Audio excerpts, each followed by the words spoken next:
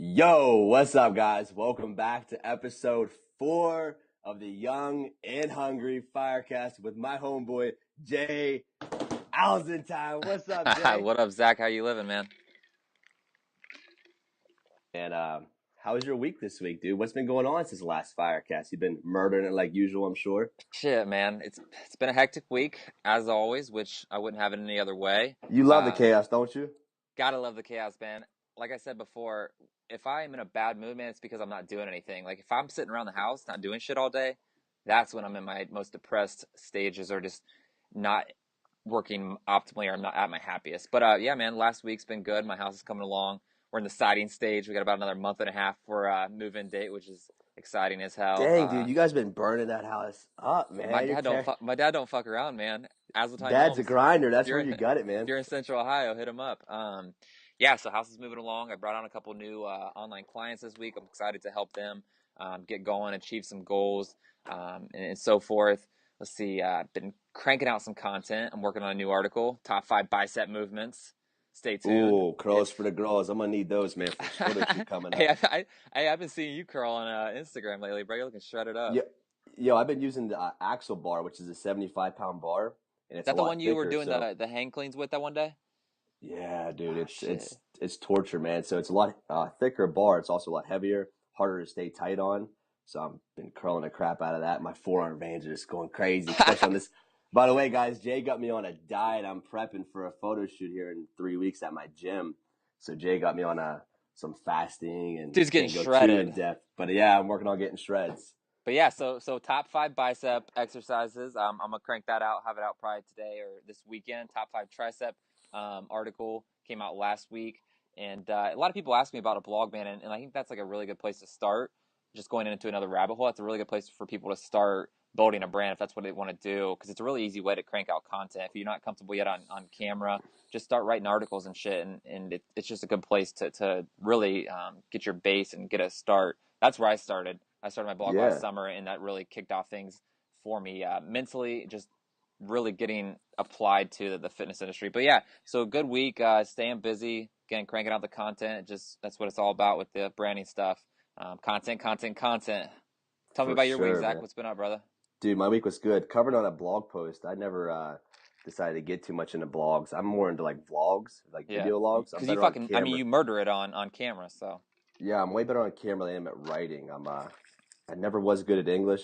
Hell, I was never really good at anything in school dude, besides Gary V 101, bro. Focus on your strengths and say fuck your weaknesses. yeah, I'd literally say fuck my weaknesses. So the this week was good, dude. The gym did well.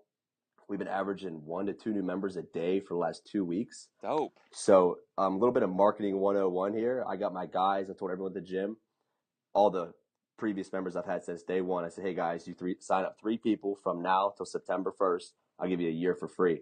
So now it's not just me marketing; it's everybody in the gym. You got a whole squad, bro. Whole Dude, squad marketing for you. yeah, I don't know if I covered that or not. So the guys are just crushing it, dude. Like so many guys got free years already, and That's the sick. membership's growing. So we're pushing up over 100 here before too long, dude. So That's that's that. going well. The one-on-one training, it's online. It's always doing pretty good. I haven't really been hitting on it too much because I just hired that content guy, Joey. He's been killing it for me. So I've been really hammering out the content for the Zach Homol Power site. I'm looking more into now, becoming more like a Corey G as far as like a master trainer, having a subscription website at $9 a month and putting all my content, all my workouts on You could there. help more people that way. Way more people, man. And then I'll just do the one-on-one coaching on the side. I'll probably take on maybe 10, 15 guys max, and the rest will be on the website. Gotcha. So, dude, this week's been going real good. I'm getting ready to go home back to the Ohio Valley to visit my mom's this weekend. So I'm excited to go home. Where it all began. Yeah, dude. I'll be at Rocky Road Gym training Saturday. If anybody's in the Ohio Valley, I'll be there Saturday morning at 7 a.m. crushing some legs. We'll be at a mono lift, so if my legs are recovered from all these fucking lunges, I'm gonna try to squat up over 700 this weekend, which would be cool. Yeah, bro. How the lunge has been coming along? Dude, so I've been lunging about half a mile every day, and my legs are legit shreds, bro. Like they're getting so shredded, especially with this diet you have me Yeah. on. Um, I'm feeling good, dude. The lunge has been going real good. I like lunges anyways. I usually do them twice a week. I'll do them after my deadlift day. Were There's a you little going that? knowledge. Were you going that long though? Or were you doing weighted stuff? I was going about 0.2 miles. I got you. So here's a little knowledge bomb for you guys to reset yourself. After my heavy deadlift day, I pull sumo most of the time. I do pull conventional too, but my hips are always fried. So I'll go ahead the following day. So I pull on Tuesday. On Wednesday, I'll do 0.2 mile lunges. Mm-hmm. And then I'll do the same thing after my squat day. So I squat on Saturdays. On Sundays, I'll do another 0.2 That lunges. really loosens up your hips. Dude, it gets me feeling real good, stretches everything out, and also just a good touch-up day. I do this thing called rollover days. If I don't get all my work in, if today I got back and shoulders, if I don't get it all in, I'll touch up on it a little bit tomorrow too. I'm not afraid to do the same movement twice. I'm not afraid to overtrain. What else do you do? Because something I struggle with a lot is the hip tightness, man. Like my hips always feel gunked up, and like this morning they were so fucked up. It took me like 20 minutes to get warmed up to a point where I could actually squat. So, is there anything else that you do for your hips? First, before I just jump into it, Jay, are you been hydrating enough? How much water are you drinking a day? That's one thing because I was outside yesterday carrying lumber and shit in the 95-degree weather, so that may have had something to do with the dehydration. But usually I'm drinking at least a gallon and a half every day, though. So the first step, guys, is make sure you're drinking enough water. I notice when I'm not, the first thing that goes to be tight on me is my hips. Interesting. Because if you think about it, you're walking all day or you're Yep. sitting all day. The hinge there, that's just the most vulnerable part of your body in essence, right? No matter what job you're doing, you're sitting there, or you're walking, whatever it is, you're doing manual labor. So first thing, I would up my hydration. And you might have a little bit of, it might be maybe some ibuprofen every once in a while. You might just, the next thing I want to work on is the GHD backwards. I know Corey does them every once in a while. It's more like a CrossFit ab exercise. Mm-hmm. Where you're stretching Yeah, I yourself. got So you. imagine doing Yeah. GHDs on backwards, really stretching those hip flexors out. Okay. Maybe even get one of your buddies to like roll maybe a tennis ball or something there on your hip flexors, help stretch them out there. That's usually what I've been doing. And just daily stretching helps. But Okay. up your hydration for sure. Especially I know it's humid as fuck in Indiana right now, dude. It's like I was talking about on my Twitter. It's 110 degrees in the Iron Valley, right? And this is just the morale I have right here. Not one person complains. We have like an ongoing joke that the air conditioner's broke. I saw you had a leaf blower on yesterday in the gym, bro. You were hurting somebody off. My homeboy Brad was benching like 450. I'm like, let me blow you off, bro. Fucking classic. Hell yes. So Jay, we got a couple dates on the calendar. A little change of pace for me. So my date's been changing like crazy going into it. Because I'm kind of doing some new things. I guess you could say I'm doing a photo shoot I've never done. I have two within 2 months. Then I'm jumping into two strongman events in 2 months, and then a powerlifting meet a month after that. So I'm pretty hectic here. I love having dates on the calendar because it really helps me train a lot harder. When you have to either get a picture taken, you're like, dude, I don't want to eat that cupcake because someone's about to take my pic, right?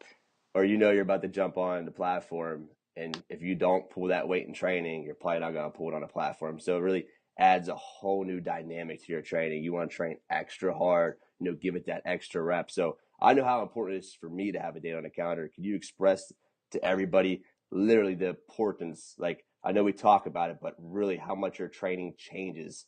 I don't think no one really understands until they actually put the date on the calendar. So really explain the importance of it. Yeah, man, it's everything. If you don't have a date on the calendar, so many people just go to the gym, and maybe their whole lives they go to the gym, but they never have that date on the calendar. They're just going to get into a mindset where it's just like they're going through the motions. And I've been there, man, going through the motions. Just like you go to the gym every day, you knock out your 3 sets of 12 and everything, which we're going to get into here in a second. Don't be that guy. But yeah, Don't dude, be soft. The date on the calendar is everything. I realized the importance of a date on the calendar last year. It was about a year and a half ago when I scheduled my first photo shoot. I was very stale. I was getting really mundane in the gym. I was just going through the motions. I wasn't really having fun anymore. I'd been training for about 5 years, like almost every single day. But it was just like I was just missing something, man. Like I wasn't enjoying it anymore, and I needed something to push me. And I think Corey recognized that, and kind of out of the blue, he recommended that I schedule a photo shoot.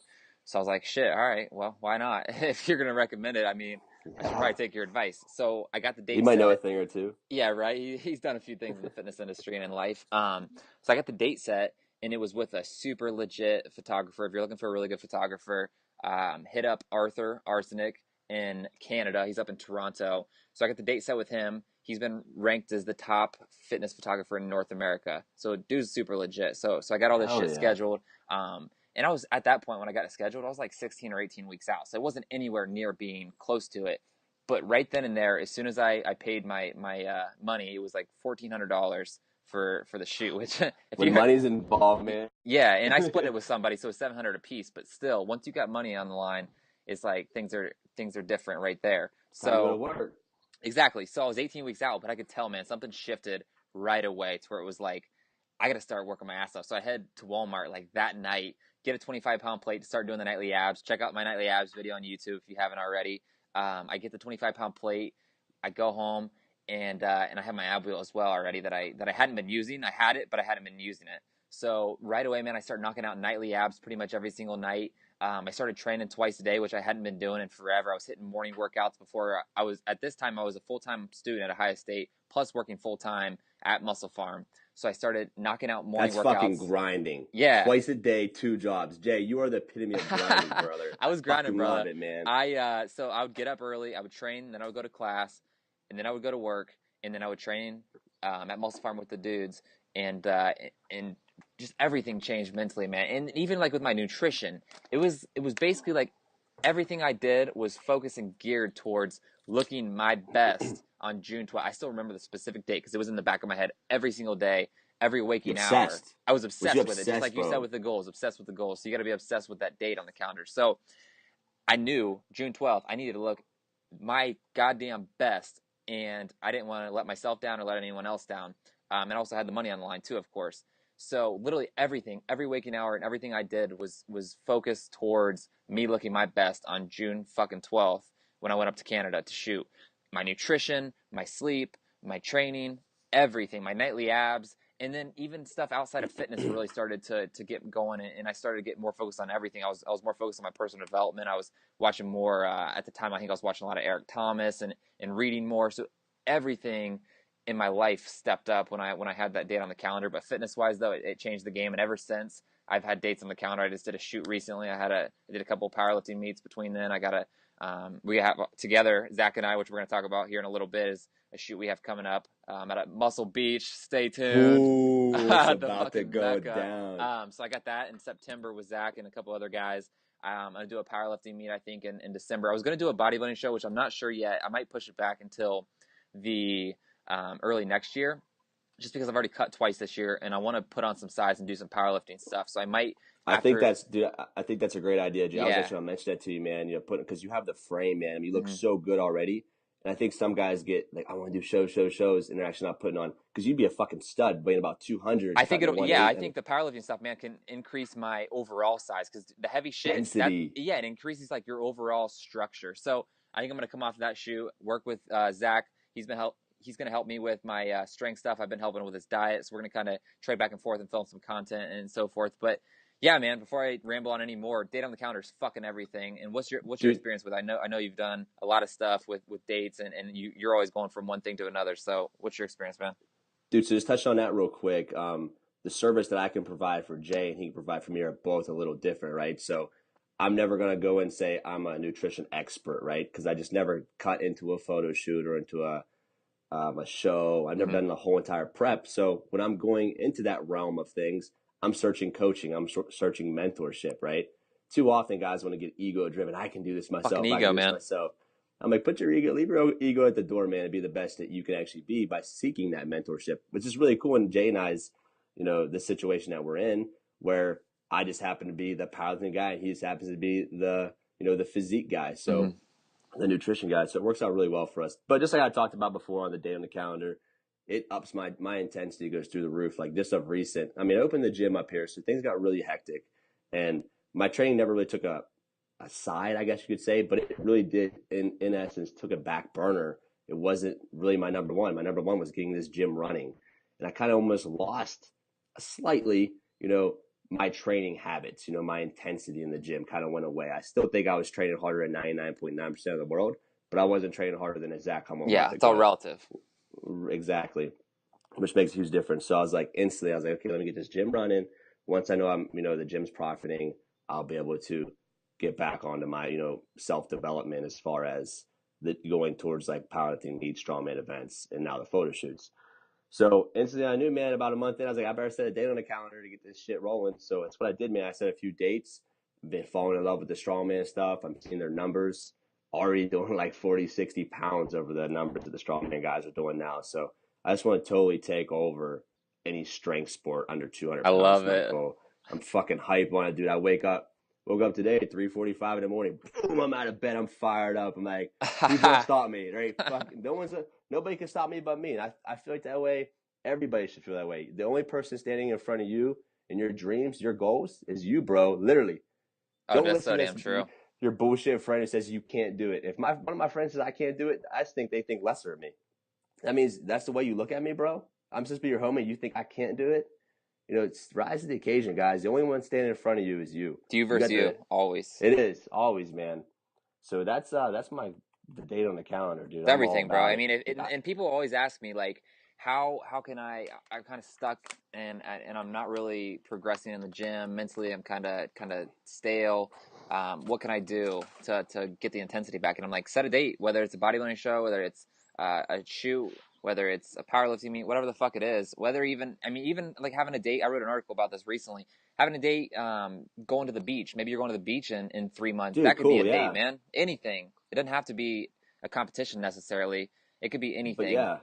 And you So, can always find a competition. Like even if it's like you're not a powerlifter, say like you're in Jay's distance. Jay's a little bit. He's like Corey. He's an all around. He's a fitness guy. He does it all, right? mhm. Which I'm kind of falling into. I guess now I'm doing the physique or Aha.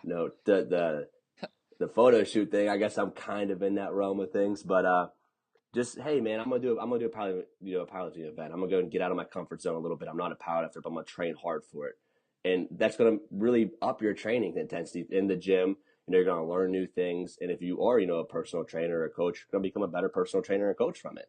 You're only gonna Boom. benefit from having a date on the calendars. There's no non-benefit to it. Boom. All right. Talking about intensity in the gym, Zach, why is the fitness industry so goddamn soft? Boom! I'm hype on this, man. Come on, I know this guys. gets you hype, bro. Y'all read every time you guys read something on the internet, you gotta be true. So Jay, I just want to ask you here's a Q&A between me and Jay. Jay, if you want to be a better free throw shooter, what do you do? You fucking shoot a lot of free throws. Okay. If you want to be a good golf player, what do you do? You go out, you play golf. You don't spend all your time watching golf video. Maybe you spend a little bit of time on YouTube, maybe learning some things, but you go out and apply it, and you go hit as many strokes as possible, right? Right. If you want to be good at reading, what do you do, Jay? You fucking read. Bro, if you want to be a good weightlifter, what should you do? You don't take rest days, right? How can you get better from resting, guys? Bro, the fitness industry is off in a whole huge tons of reasons. The first being the 4 to 5 day split everyone's running. So if you're running a 4 to 5 day split, are you really getting all your work in? Like I say all the time, are you hitting your rear delts enough? Probably not. Are could you do a little bit more calf work? Probably so.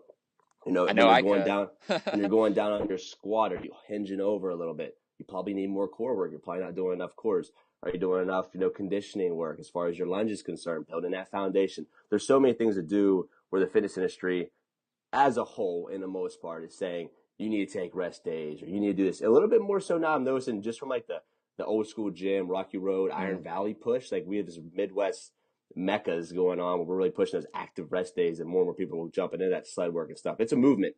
It's Yep. real, dude. It's real shit. We have a lot of guys behind it. So I'm hoping we can legit change the fitness industry and make people stronger. Like I'm seeing on my every single day. I'm in like sleep. That's another thing. Like I think sleep's huge. Like you really Mm-hmm. need your sleep. Don't get me wrong, but I think people are sleeping too much. They're Yeah, too worried about their sleep. for They're too sure. worried about I gotta sleep 8 hours. I can't go to the gym. Like I've heard that. I don't know how many times. I didn't really get enough sleep, so I just didn't go that day. I just took a rest day. People are I'm full of like fucking excuses, man. Like they'll use anything as an anything excuse. to get out of it, man. I don't get it. Like I hate when I didn't, or even like nutrition wise. Dude, I remember eating Big Macs before 1 minute before I walked to the gym. I didn't go to the gym because I didn't have 45 minutes to eat my Yep. chicken and rice. I'm like, fuck that, dude. I'll eat a Big Mac. I don't miss. At the end of the day, 100%. it makes me so mentally tough by not missing. When I go into competition, you can't beat me. Like this dude was telling me he trains 4 days a week for strongman. That's great, bro, but I'm gonna train 7. That's Mm-hmm. you do you, but I'm gonna be 3 days better every time, and you're not gonna beat me. It's only a matter of time before I take it over. And that's my mindset. That's what you guys gotta have going into it. You can't beat a guy who mentally cannot lose. Like I'm so fucking mentally tough. You're not gonna beat me. And everyone has that in them. Like what do we use? Like fucking 10% of our brain. If I'm that. trying to tap into 100%. What's the human body really capable of? It doesn't start. I hate when I hear that thing. The mind gives up before the body. If you're weak, if you're a pussy, maybe your body. My mind don't give up. My mind, like literally, it goes to the point of exhaustion. just like a little here, the fitness industry being soft. There's a difference between being injured and having some bumps and bruises, right? Like being injured, you can't actually do nothing. You Big have a difference, broken man. arm, slip disc. That's a different topic. But just being beat up a little bit is fine, guys. Just keep training. Don't be a pussy. Man up. Do man shit. Right now, like I'm like pushing the limits a little bit here, but I have some really bad some nerve damage going on right now in my neck with all this man shit I've been doing. So literally my whole entire right arm started going numb the other day. Just couldn't feel my fingers, and actually is right now. And then my left arm. So I'm just beat up, some pinched nerves, nothing crazy, I don't think, but I still bench it. I couldn't even feel the bar when I was benching yesterday, but I still did 365 for 7. Fucking gains. I wanted to do 10, but I did 7, but I still did it. I still move forward. It's getting a little better each day. I'm having a chiropractor work on me, and he's telling me maybe I should take a rest day, and I keep on telling him. Everyone tells me that's always beneath me. They're not even doing, you know what I mean? So I still have, maybe I'm a little bit overboard on it, but it's what's got me to where I'm at today. And I think Yeah. you really have to be overkill to be the very best. You really do. I'd say it's And better to be that way than the other way. You know what I mean? On the opposite I'd end of the rather spectrum. overdo it. I'd Mm-hmm. rather overdo it than underdo it every day, bro. Exactly. There's fucking no doubt in my mind. I'd rather go down. I remember my dad taught me this because whenever I played baseball, he watched me go down swinging once. I got moved up from the T-ball to where the kids pitched to you, right? The parents got mad because I was actually starting where the kids pitched to. So small town probs, right? So anyways, I remember I went down swinging one time. My dad don't play no shit. He pulls me off to the side. He goes, "You got moved up to play with these guys, and you're gonna watch that ball." And I was like a little bit arrogant, right? So he's like, because like I said, like threw my hands up to the so he smacked the shit out of me for that too, right? He's like, "You ain't playing. You ain't. You don't have my last name, acting like an asshole." Yep. So Love it. he goes, "I don't care where that ball is. You never go down swinging. You never go down watching. Go down swinging." And I've took everything from boxing, everything, man. I remember being in boxing matches. I wouldn't lose because I wouldn't throw punches. I would lose because I would get knocked down or something because I was throwing. I'm going down swinging. I Got ain't gonna go to. down watching you. So I take that with everything I do in life. My businesses, I come out swinging, dude. I'm Tyson. I'm trying to knock it out in the first round. I'm not thinking in my mind. I'm thinking bigger. Like, hey, I want my gym to have 100 members in 2 years. No, I'm thinking a year. I see we have 40 in 2 months. I say I want 104, 4 months. I'm thinking bigger. I'm swinging. I love it. So, I love it. dude, but back on why is the fitness industry so fucking soft? What's your opinion on it, Yeah. Jay? So I mean, there's I think multiple reasons. I think one of them is the emergence of gyms like just the Globo Gym movement. You know what I mean? The Fitness Oh LA, yeah. just what the fuck ever they're called. I think that's a big part of it. Planet Fitness, that type of shit where you can't even grunt or throw your weights or whatever. I mean, you can't even deadlift. I don't think at Planet Fitness, I and get they don't kicked have out of the park. squat. I get picked out of the parking lot, bro. They don't Just even go to have Subway. they don't even have squat racks there. So I think that's part of it. Just the Globo Gym movement. You're in there wearing gloves and doing the 3 sets of 12. I think the fitness magazines, that's a big part of it, man. All they do is talk about the 3 sets of 12, the 4 sets of 15. There's no drop sets really. There's no variations. It's just real No simple. supersets. No. Yeah, real simple. 3-4 days a week. Very soft stuff. Zach and I were talking about this before the show, and honestly, most of the dudes in there aren't training like that. Like they are No. trying to appeal to the masses. They're trying to get eyes on their article and really Filler be content. exactly. Yeah, that's not how they train. Most likely, they probably do a lot of different variations, a lot of drop sets, a lot of different things. And again, I think they're just trying to apply to the masses, and they know what people want to see. So I think that's part of it, and just in general, man, it seems like society's gotten a lot softer since our parents' days. You know what I mean? Yeah, I don't man. know what it is. Well, It's whatever. Like nowadays, you can't even spank your kid's ass. You know what I exactly. mean? It's like now you go to jail for it. My dad should have been put in prison. Shit. You know what I mean? I got my They ass didn't beat a put, couple of times. fucking right. I did. I was ornery as fuck. I deserved it. Exactly. So I You're think there's right. a lot of different things that are at play, man. But the movement's definitely coming back. Corey's been a big part of it. Obviously Arnold back in the day started it, and there were people before him. And Zach and I are just trying to follow along with what Corey's done. And obviously there's a lot of different people in the fitness industry that are still have those roots of being hardcore and not a bunch of bitches. And you But can tell, dude.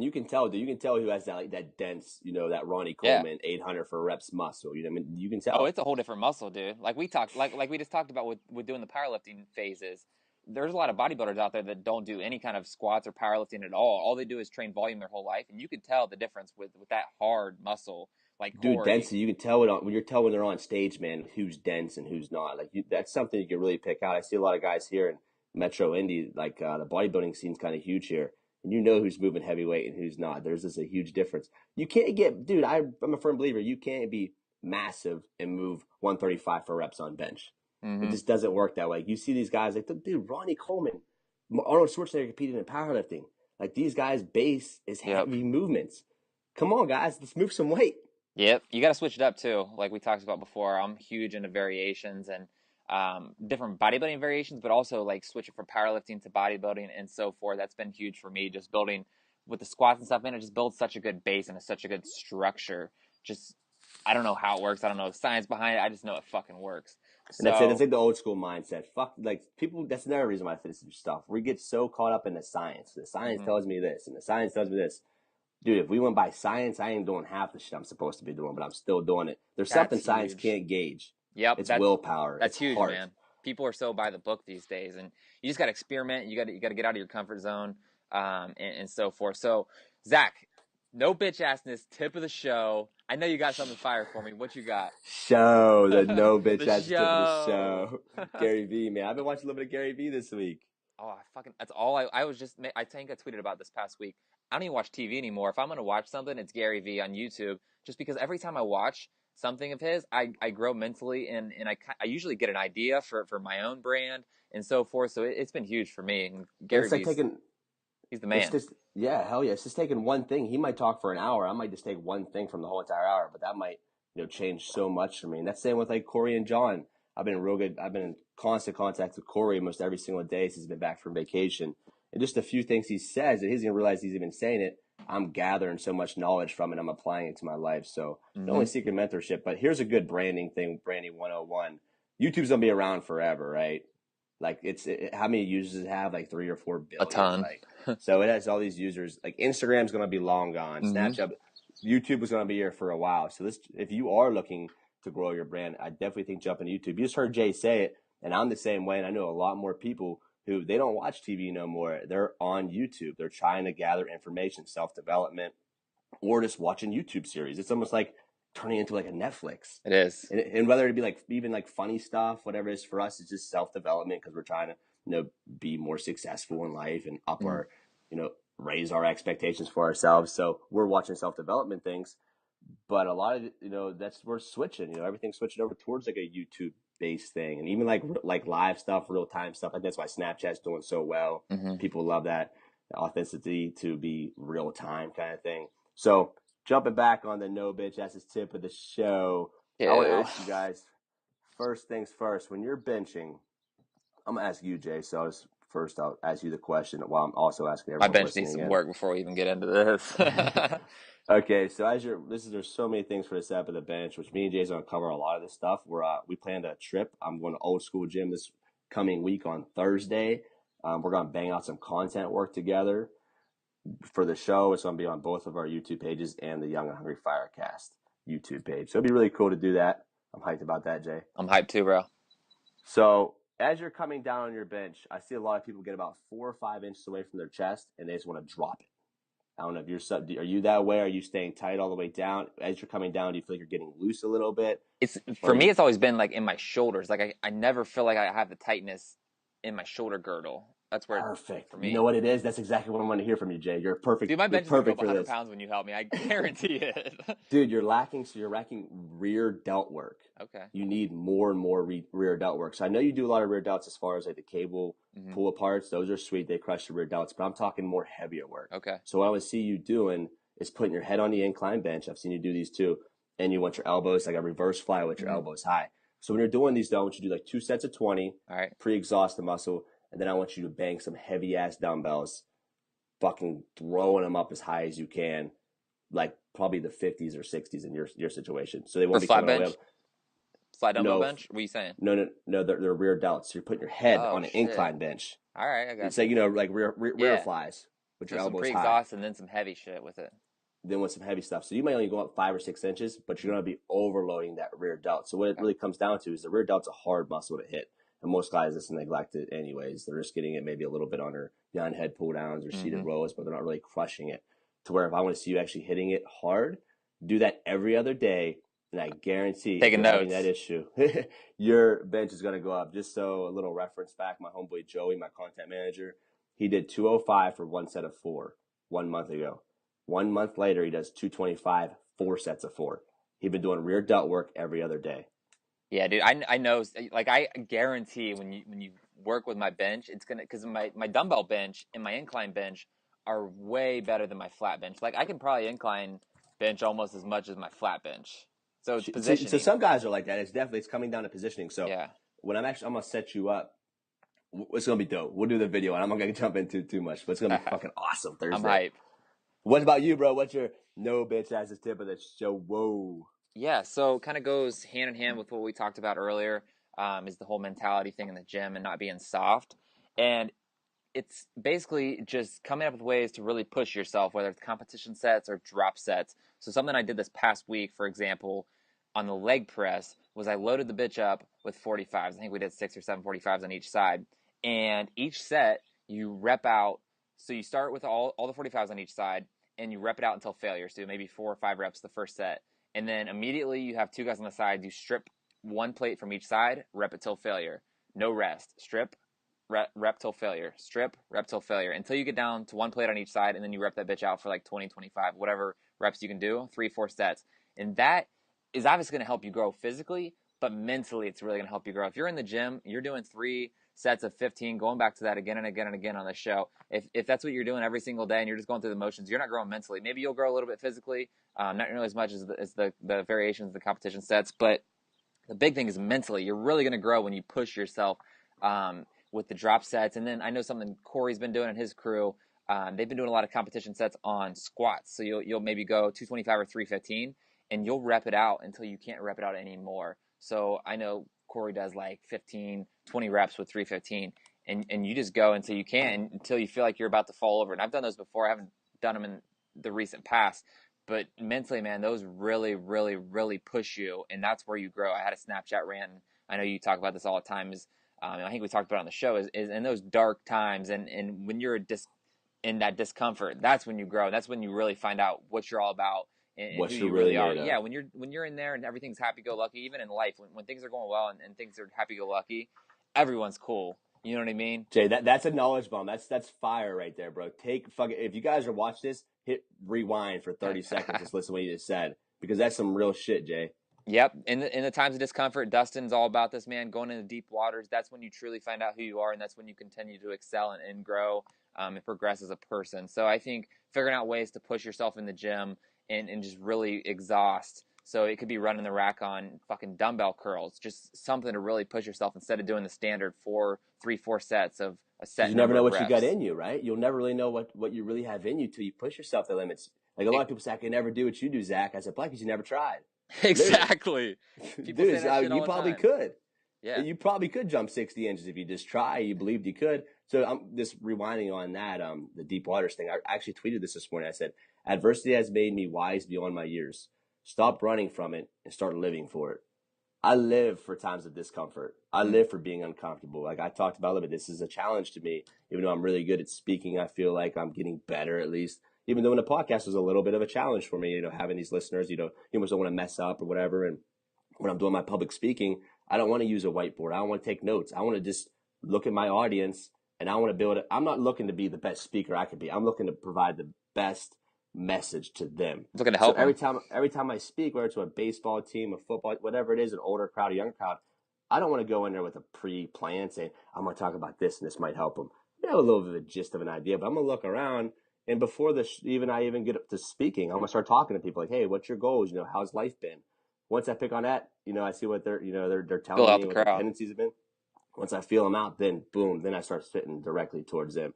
So getting out of your comfort zone, that's when you really, really grow in all aspects of Yeah, life. yeah, not just in the gym either. Like that tip applies to everything. Like you talked about last episode, and that really hit home with me, man. It's just daily mental challenges. Zach and I were just talking about before the show is fucking shower intervals, doing the hottest setting and then going the coldest setting, 30 seconds each. So just small Great for the challenges like body. that. Yeah, just figuring out ways to push yourself mentally. Like Zach, I know you talked about staying up for 48 hours and shit like that. And that really hit home for me, and it inspired me to continue to push myself daily, just mentally challenging myself. So it's not just in the gym, but it's outside of the gym as well.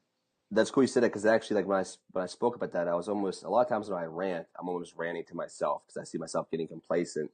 And this is something you guys should do too: is just hold yourself accountable. Maybe do a video log, or just, if you're better at writing, or write a log for yourself, and kind of just like preach to yourself, like, hey, I was here. I know I can get back here, or keep this moving. For instance, for me, I wasn't reading enough. I'm not very good at reading, just because I said I fucking suck at anything score related. But I'm really good at, like, I am a good listener. So when I'm driving, and if I'm even working all day, I almost average 2 books a week, audiobooks, That's and legit, plus man. a shit ton of different Gary V videos and all these different things, and Corey and John's podcast. So I'm always listening, even when I'm working.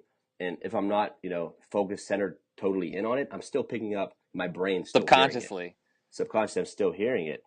So that's, I was like, hey, but you know what? I want to get better at reading. Like, I want to really focus harder on reading. So every night I've been sitting down and I've been working on reading, and whether it be articles online, a book, and I'm really liking it. So it's challenging me to do it daily, because like last night, I didn't want to do my nightly crunches. I was exhausted. It's been 150 degrees in the Iron Valley. Been trained twice that day.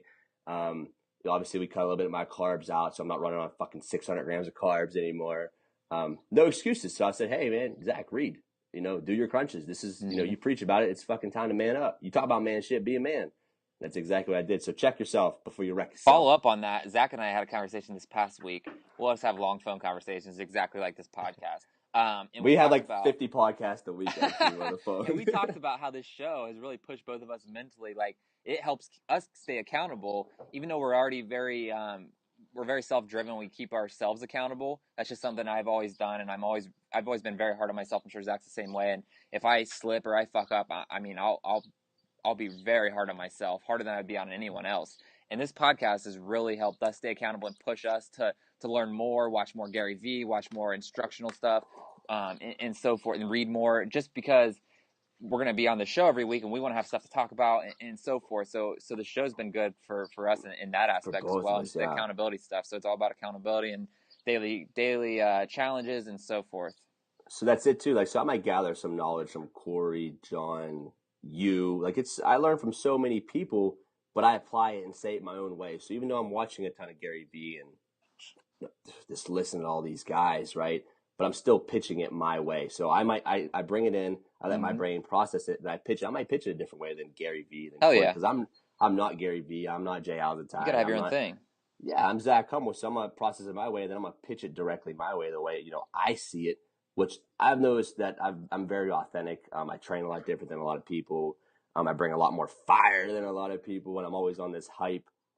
And I kind of have a chip on my shoulder all the time. So I carry myself. I notice I'm authentic, just like I think every one of us are. So if you're really out there, I know that branding is always a question, and marketing. It's going to start with being you. And I'm sure that's a question on our Twitter right now. Guys, at the end of the day, you can't fake who you are. Now, I'm not going to fake. I was a coal miner before this. I worked 7/12s. I'm not the smartest guy. I'm not going to pretend to be the smartest guy. When I write a book, I'm probably going to have half the words misspelled, but the message is going to be awesome. You know what I'm saying? So I'm never going to say or be anything I'm not. So I think that's huge in building your brand, because people are going to fall in love if you're truly, you're pushing good content. Knowledge bomb, bro. Have something good. Yeah, hell yeah, bro. Gary V, I literally just listened to a video last night of him talking about that. He's like, people are attracted to like anything. They can get to know and like anyone. It just got to be authentic. You can't try to fake it. Dude, for sure. So it's just being you, man. I think that's why Jay's growing so much. Who else in the fitness industry is getting diabetes and having an 8-pack? Nobody. Hashtag Carb Life shirts coming soon. Let's talk about Carb Life for a quick second, bro. Obviously, you're not letting me have much Carb Life because I have a shoot in 2 weeks, but I'm wishing I was. Yeah, boy. How's it going, man? I know we talked a little bit about, some hashtags. I want to talk about hashtags too after this. So tell me just a little bit about Carb Life right now. Then I want to jump into hashtags. Yeah, so a lot of people ask me like what the benefit behind Carb Life is. Honestly, there's not a whole lot of benefit like we talked about last time. Self-satisfaction. Exactly. It tastes good. And I'm trying to build a brand as well. Like, I'm going to be honest. Like, I'm trying to get the hype train going with the hashtag Carb Life, because I'm going to have shirts and I'm going to build a whole apparel line out of it. And obviously it tastes good as hell. But like from a training aspect and like feeling optimal, eating a lot of healthy fruits and carbs like that and sweet potatoes usually make me feel better. And I'm going to drop the carb life. So I got a plan. I've been going like most nights right now, and it's mainly because I know in 2 weeks I'm going to have to start cutting again. I'm not going to have any kind of cheat meals for 5 or 6 weeks or whatever going into the Muscle Beach shoot because I want to be dialed the fuck in. But yeah, so basically I've just been smashing carbs every night, and surprisingly, honestly, I haven't really gained any weight. Like my goal has been to gain weight since the last shoot because I wanted to put on a little bit of a size and I wanted to be able to lift some heavier weight. So I've actually added in a whole other meal during the day too. I'm adding a protein shake with flaxseed and peanut butter, and that's obviously a decent amount of calories and This a little dude bit of eats more carbs. peanut butter than anybody in the Oh, dude, world. I'm gonna turn into some peanut butter, Jeez, dude, bro. you're keeping Jif in business. so so yeah, so I've added in a whole other meal. So my whole basis behind it has been trying to gain weight, but surprisingly, I haven't gained that much weight. I'm sitting between like 170 to 173 on a daily basis. So I'm only up like 10, 11 pounds since the shoot. So I've been very surprised with how lean I've been able to stay while crushing. I mean, those nightly carb, what you guys see on Instagram isn't the only thing that I eat. I usually eat a banana or two on top of it or some ice cream. So, I mean, I'm getting probably almost 200 grams of carbs, 100 to 200 grams of carbs per night in one meal. Holy shit! Hey, let me ask you a question real quick. As far as I know, it's kind of late in the ball game to be gaining weight. I guess you have 2 more weeks. Yeah. But would dropping? I know you do some fasting. How about if you dropped your window down? You know, maybe start eating at 10 instead of noon and got an extra meal in, more like a breakfast meal. Do you think that could help you gain? Just throwing. I'm just Mm-hmm. asking really before I'm. Yeah, I mean, I think it depends on the person. Just like in from a standpoint of fasting, I think everyone benefits differently from different windows. Like you got to find out what works best for you. On all the research that I've read, it's like some people benefit more from 16, some benefit more from 12. But yeah, I think dropping the window, you're obviously going to get more calories, which is usually the goal. Something I'm going to experiment with after the shoot and still staying on anabolic fasting is doing a post workout carb spike. I think. So So I'm I've gonna, been doing that, yeah. And and dude, that's helping me a ton. yeah, and there's a thing called the Pop-Tart diet, which I'm very interested in, but it's basically like do a Pop-Tart after your workout within like a certain window and a protein shake and yada, yada, yada. But I think, yeah, dropping the window. I haven't experimented really with anabolic fasting for mass. I know Corey's got a lot of video content on that. But yeah, I think if you're just in intermittent fasting in general, not even doing intermittent, if you're not doing anabolic fasting, you're just doing intermittent fasting, I think dropping the window could be good for gaining the weight and gaining the size. But I'm gonna experiment a lot after the shoot, and I'll keep you guys posted with everything and so On the forth. podcast, we'll hear it. Speaking of that, the anabolic fasting, the bulking thing, that's something, Jade, I realized a little bit more for me because I was taking in, dude, legit, I say 400 to 600 grams of carbs a day. That might even be undercutting it. I mean, I just eat and eat and eat. I think I need to for my performance. I stay Mm-hmm. somewhat lean for the most part. I Yeah, mean, I for don't have sure. my bottom ab. Every once in a while, I might see it, but even right now, Jay's noticing he has to feed me to Mm-hmm. keep me lean. So there's a whole new dynamic that goes into it, guys. That's why it's so good to search for a coach because I might have just jumped in and just started, just cutting everything out, dropping my carbs real low, and I might have just been holding on to fat. To where Mm-hmm. Jay's like, "No, bro, this is what I'm noticing. What your body's doing." He redirected me, and I'm like, my weight hasn't really gone down, but I'm getting so tight and Yep. seeing veins coming up out of my abs. So that's what's so important to have a coach. I hit on this all the time, and I see what Jay does to his clients, and when we come down to dieting, I'm like, okay, it's Corey or Jay, and Corey's, Jay's Corey's right hand man Mm-hmm. right now. So it's like I know Jay knows his shit, so that's the guy I'm going to. I'm gonna seek the best, you know what I mean? And that's where I feel like the best is for the photo shoots. I'm watching what Jay's doing. He's fucking 22 in magazines and shit. It's like, okay, you figure out who you're gonna pick up. You know what I mean? If you want to be something, search the mentorship that's already doing it. And if they're even Boom. around your I was own bomb. age, yeah, hell yeah, if they're around your own age, dude, you can't beat it because they'll be able to relate to you very well. You know what I mean? And Yeah, that's for sure. exactly why I searched you up, Appreciate the plug, homie. But dude, for sure, bro. to follow up with that, like you said, figuring out like what your body needs carb wise, that comes into or that kind of follows up with a question that we had on social media. But it's like everyone's so much different. There's not one set standard. That's why I'm not into the whole macro stuff because everyone's so much different, and you got to figure out what works best for you in specific. And that's my job as a coach. If I'm helping someone trying to get lean, it's figuring out what they need. Because like you, for example, you were doing 600 carbs and 600 grams of carbs every day, and you're staying decently lean for doing that. I mean, if I ate 600 grams of carbs, even though I do these nightly things, I guarantee I wouldn't stay nearly as lean. So it's all about figuring out what the client needs in specific. Like for you, man, we had to up your carbs a little bit. You train like a crazy motherfucker, so we had to really cater towards you. So we upped the carbs, and that's another thing, man. If you're going too low carb, the body sometimes freaks out and it won't let you lean out, and it'll try to hold on to everything you have. Just like with water, if you cut all your water out, your body's gonna try to start holding on to all the water that you have because it's gonna freak out and be like, well, nothing's coming in, so I got to hold on to this for survival Bodies are reasons. smart, dude. Your bodies are Yeah, smart. And I tell people all exactly. the time, it's easier to burn muscle than it is fat, too. Hey, real quick on the coaching thing, because we're both online coaches. I mean, I cannot believe this. You actually change programs for people. This It's is just sarcastically speaking, everybody. Like, you really will change it for, Joe Schmo to Bob. You'll change their diet if need be. You'll change their, you'll figure out the window that's best for them. You'll change their program if they're not seeing results. You really do that? I love it, Zach. So yeah, that's one I'm of the calling all biggest you benefits. online and coaches out. Any coach right there who's not changing your programs, Mm-hmm. your clients aren't seeing results, and you're not doing nothing. Come on, guys. Why are you even in the situation you're in? My Exactly. guys see major results. Jay guys see major results. If I see a guy like my dude Mike Diamond who's on the show, episode 2, his deadlift, we had a huge PR, 500, 45-pound PR at the old school gym meet. And then now his deadlift's stagnant. It's going back down. We're back to the drawing board. I said, hey, Mike, this is what we're going to do, bro. We're hitting this.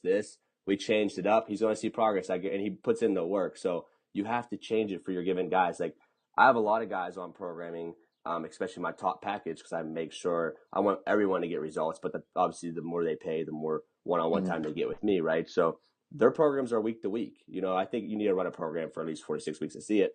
But if I pick up on, hey, man, he needs more rear delt work, I'm changing the program next week for more rear delt work. I'm making more room for it. So that's how involved I am with my coaching. It's over the top. I spend a lot of time and effort on it. People are like, oh, dude, you're killing online. It's easy stuff too. I was like, I spend at least 10 hours a week on the phone with Yep. people. It's not exactly, what I mean? In the research I'm doing for, on my own self, on my other one-on-one clients here, with my online clients, with the YouTube, all and seeking, mentorship and just from different strength athletes and to become a better coach. If you ever stop learning, if your coach says is this way or the highway, your coach is an asshole. Find a new one. 100%. That's so goddamn true, man. Fucking rant, dude, on that shit. Because I got this girl I train here, and she got I've been trying to push her towards Jay on the diet aspect. Her coach has her eating like 1,100 calories a Ugh, day. This sounds chick terrible. she trains hard as shit. She's not seeing the results she wants. She's getting frustrated. She's Probably not happy miserable with it. too. Miserable, and she's not happy with the process, dude. She's Mm-hmm. like, she's not happy. Like, I didn't want to do a show anymore. She did some CrossFit stuff, and she loved it. And I'm like, and here's another knowledge bomb for you guys. If you love doing something, then do it. I'm not gonna. If I didn't love powerlifting, I wouldn't do it. If I didn't love doing the strongman stuff, I wouldn't do it. I literally capitalize on things I love to do. Because if you're not passionate about it, it's very easily going to fade away. So a lot of people want to jump into doing these shows, and they might even complete the process. Oh, they put a pat on they pat themselves. I did good. I made it. I didn't place, but I made it. It's got to be a lifestyle for you guys. Like, Yeah. cool, you did it. You can say you did it, but now you're chunkier. You still living the lifestyle. Mm-hmm. Like, if you're going to do something, be all in and stay in. To go basically hand in hand with that, man, that's something I really preach to my clients. Like, you're going to get results in 4 weeks, whether we go 4 weeks, 8 weeks, however long we go. But that's not the point. We're trying to establish lifestyle changes because this shit is long term. Like, we're playing the long game. You got a long life to live. You need to establish new lifestyle habits. You'll see people all the time lose a bunch of weight and then they'll gain it all back because they never took the time to mentally establish those lifestyle changes, those Dude, what a habits. fucking knowledge bomb. Mentally established, Jay. That was boom. That's why it's a FireCast right there, dudes. Fucking fire. Yeah, that's just so key, man. Like, people will be like, well, I'm going to do this diet for 8 weeks. I'm going to get down to my goal weight. But what about after that? Are you just going to go back to doing what you were doing before? Because if you do, then you're just going to get all that weight back. And I would say 75% of the time, that's what people do, man. You'll see people lose weight, and then they'll gain it all back. And then they'll lose it, and then they'll gain it all back. And it's a roller coaster their whole lives because they never take the time to establish those lifestyle changes and understand that you're playing the long game. And again, you have a really long life to live, so it's worth really establishing some new habits and so forth that are going to carry with you. And that's what I really try to preach with my clients is like, yeah, we're going to see results in this short period that we work together, but it's more about, for me, establishing some habits for you and really establishing a knowledge base so that you can continue doing these things down the road. Whether you don't have to be doing the same diet, you just you could be really doing any type of diet as long as you're staying within those guidelines and that healthy and those healthy lifestyle habits. So something I try to Dude, preach. here's another sarcastic question. So you mean to tell me these 6 week crash course diets aren't going to make it? I see one of my girlfriend's best friends, her and her boyfriend, her husband rather, did this 4 week or 6 week crash course diet, did so awesome, did really well, and then they're pumped. Like they're sending me Snapchats and shit after. Not calling you guys out or nothing on this, but they're sending me Pop Tarts and they're splurging. I get it. So I check back up within a week. Hey, how's everything going? They're off. They're not Yep. doing it. Like we couldn't just keep up with that forever. I said, well, jump into a different diet then. Don't just fall off. You guys did so well. You put yourself through hell for fucking 6 weeks, and now you're done. Mm-hmm. You've been done, felt a little bit of pain. Keep going. You already Yep. felt the pain. It's easy. You're rolling now. You get that positive momentum, right? We spoke about this on Huge. episode whatever it was. You got the positive momentum rolling. Just keep it rolling. Like I'm not saying because don't fucking eat carbs every day. I'm not saying that, but I'm saying just live the healthier lifestyle. When you go out to eat and you can choose between, loaded fries or, maybe a side salad or something, choose a side salad, just kind of think that mindset. Yeah, and then I have a personal experience with that, man. When I did my first shoot last summer, as soon as it was over, I just started eating so much carbs, so many carbs. And it wasn't just like once a day, like it was multiple times a day. And that continued for weeks. And I bloated up. I gained so much weight. I shot at 161. And within a few months, I was up to like 190, 195. So Ooh. yeah, and it wasn't good weight. Let me tell you that. So Beefy. exactly. And I lost that. I had all that positive momentum. Like at that shoot, man, I felt so good mentally. Like I felt more confident than ever. And as soon as it ended, I lost all that positive momentum by going back to what I was doing before. Really no set nutrition plan, just kind of eating whatever, whenever during the day and so forth. I lost a lot mentally. It took me a while to get that back. And like within like the last 6 months, I've really got it back as I've gotten shredded up again. But yeah, so like you said, just as soon as the show's over, I think it's key to, enjoy yourself, but then just get it dialed back in. And that's what I did this past shoot was I got it dialed back in, and that allowed me to do the carb life things at night just because the rest of my diet's all dialed in. But there was one other thing I want to touch on. That legit rolled right into your the mindset thing you said. We had to establish the mental ground for you guys. Mm-hmm. And this is not just, the food ground, hey, we're losing weight, we're looking shredded, but you don't have enough time to catch up mentally. What's your brain like 2 minutes or 10 minutes behind your stomach? I think it's like what, 10 days behind, we'll say in the long-term things, right? So it's like you need your time for your brain to catch up mentally, just like you talked about. That was awesome. Yeah, so now I remember what I was going to say. I was going to give a plug to Corey G's diet, the anabolic fasting diet. That, I think most diets that people are on for shoots and shows, it's so miserable. You're counting everything and you're not eating any carbs or anything. And that was what I was on for my first shoot. And I think that's kind of why I kind of blew up afterwards because I was so miserable going into the shoot. I went about 8 weeks without a single fucking cheat meal. Like every 3 to 4 days, I get a sweet potato and a banana and maybe a spoon of peanut butter. And that was my cheat meal. 8 weeks without any ice cream or anything. So the anabolic fasting, the coolest thing about that, and that's what I've liked most about it, is that it's very applicable to just like everyday lifestyle.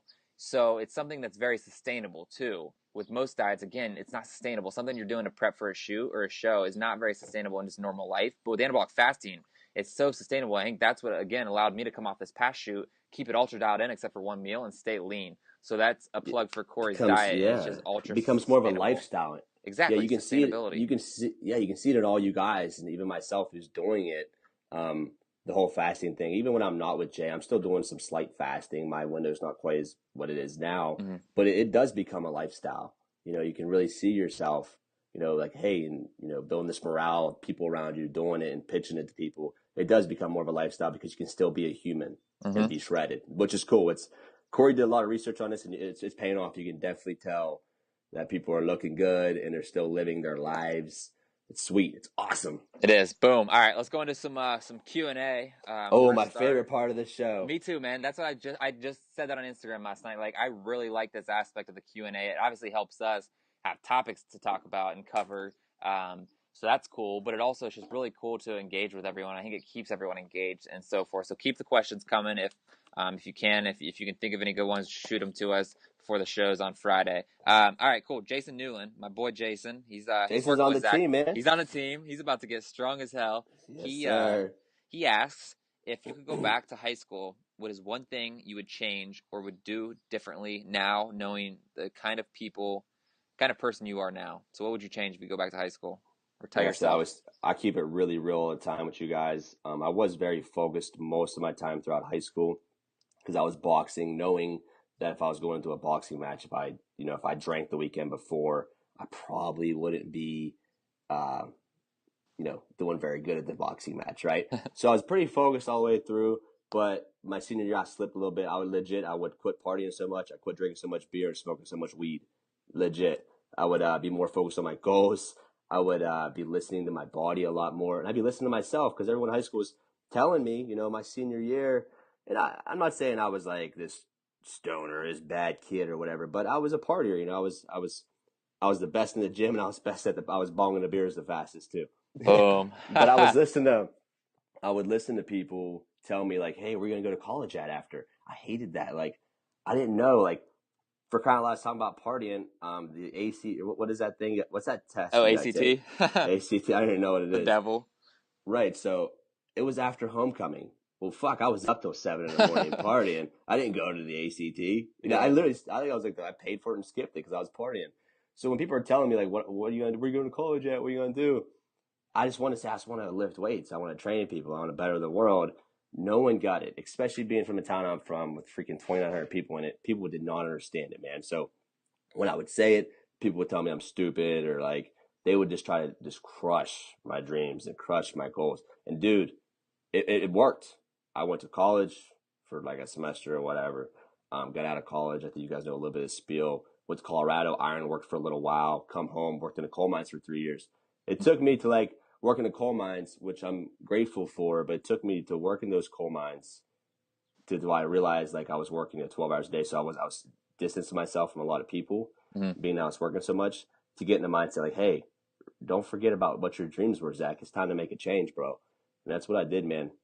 Boom. What about you? What would you have changed in high Love school, it. Jay? Honestly, mine's kind of like the opposite end of the spectrum. I wish I would have gone out a little bit more and socialized more. I was more of like I was just so focused at the time. I wanted to be awesome at track. I was so focused on my track stuff and so forth. I kind of wish I would have socialized a little bit more and went out more and kind of enjoyed myself. There's a fine balance, man. You gotta always have balance. You're never gonna live your high school days again. So I think again it comes down to the balance stuff. Obviously, if you want to do big things, you gotta be focused and stuff, but um, don't spend too much time. I don't think just what I mean by being by yourself and just grinding all the time, especially at such a young age in high school. It's cool to grind, obviously, but definitely spend a little bit of time socializing, going out and enjoying. And it doesn't have to be drinking and drugs. and not promoting that to Yeah. kids, but just going No, but I out. think that's great. Yeah, You know what that's I a mean? great point you made. Yeah. Yeah, and I also think like if I had access to all the high school kids right now, if I would have had access to Gary V, um, and like his content in high school, man, I think that would have been a game changer. I don't think I'd ever gone to college. Obviously, I dropped out of college. I left early because of Corey, so I started to get around Corey a lot, right? Pretty much when I graduated, and a little bit earlier than that. But it wasn't really until after I graduated and I was already in school in college before my relationship with Corey got really deep, and I started to learn a lot from him. And then that continued to progress until the point that I dropped out of college just from the things that I'd learned from him and seeing the things that he was doing, and he didn't have a college degree and so forth. So just direct application. If you're in high school, check out dudes like Gary Vee and people that are out there spitting fire. I mean, YouTube really, I mean, it was big when I was in high school, but it really wasn't like it is now. There's so Like the much self content. Yeah, development. you can get Yeah. a mentor just on YouTube. Like Gary For Vee's a real. You mentor have of to mine. I know. never met the dude, so something you can just apply right now. Moving For on. sure. And Go I ahead. don't Go regret, ahead. by the way, just real quick, I don't regret nothing I did in high school because it really helped. Exactly. I'll never Everything. regret anything in Hmm. life because it made me who I am today. And it Agreed. also made me to where I can relate to everybody. Like I can relate to the high school kids. Like when I train high school kids, I relate to them really well. I'm like, guys, I partied, I did this, I did this. Like, right, shit y'all doing right now that I didn't do. You know what I mean? Exactly. So I can relate to them really well, and I can just tell them, like I just tell them, hey guys, just when you're doing it, make sure you take a step back and look, Hmm. who's around you, because those people ain't gonna be around you when high school's over. Ain't And that look the at your truth? greater goal. If you want to play football on Saturdays, bro, you better get your mind right. And I'm not saying quit everything you're doing, don't be non-sociable, Hmm. but I'm saying just distance yourself a little bit. But even when you do distance yourself a little bit, your homeboys will be hitting, yo, Zach, come chill with us. Yo, come, you're still gonna be the man. You know what I mean? Definitely. So, No yeah, regrets though, moving man. I on. like that. Like everything that's happened in my life has led me to where I'm at today. So I wouldn't be the same person had I not experienced those things and so forth. So I completely agree. No regrets. But if I had to tell myself something, those would be it. Without a doubt. All right, TJ Wardwell, I think is how his name's pronounced. He asks if you ever, we already kind of covered this, but he asks if you ever plateau with your training or nutrition, whether it be mentally or physically, what is your go-to to get out of that plateau? And Zach, I mean, like I said, we already touched on it kind of, but just real quick. TJ, what's up, bro? I know he's always hitting us up and stuff. TJ's the man. Dude, set the date. Legit. Right now, set a date on a calendar. I don't care if you're going to the beach, whatever it is, set a date and train your ass off for it. I like competition. So set a date for competition and start training extremely hard. Your training will go through the roof, man. Keep on looking for some motivation. But at the end of the day, I love how people look to me for, inspiration and motivation. But something I want to distill in people, I want to create leaders. I want you, bro. I want you, TJ, to be the motivator. So I want to distill it in you. I don't want you to come to me all. This is like bad for branding and marketing, but I don't want you to come to me all the time for motivation. I want you to find it within inside you. That's what I want from you. I want you to find the motivation inside of you. Love it. Love it. All right. Let's see. What's this guy's name? Andrew. His Instagram's sweaty112. He said if you could only pick one thing to do every day, would it be lunges or squats? Ooh, what do you got, Jay? Dude, I was thinking about this on the drive home from the gym today, and I was like, man, that's a really good question. I would go squats just because if I was trying to burn some calories, I would just go crazy high volume with light weight.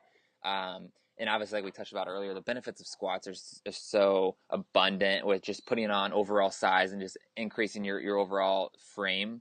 So I would have to go with squats. Nice. So I would go with lunges. Oh, God, damn, that's not what I was expecting. Right. So I only squat once a week. Every once in a while, I'll throw in a dynamic day where I'll do speed squats. Reason being, not to toot my own horn, but I squat heavy. I'm up over 700, under 190 pounds usually.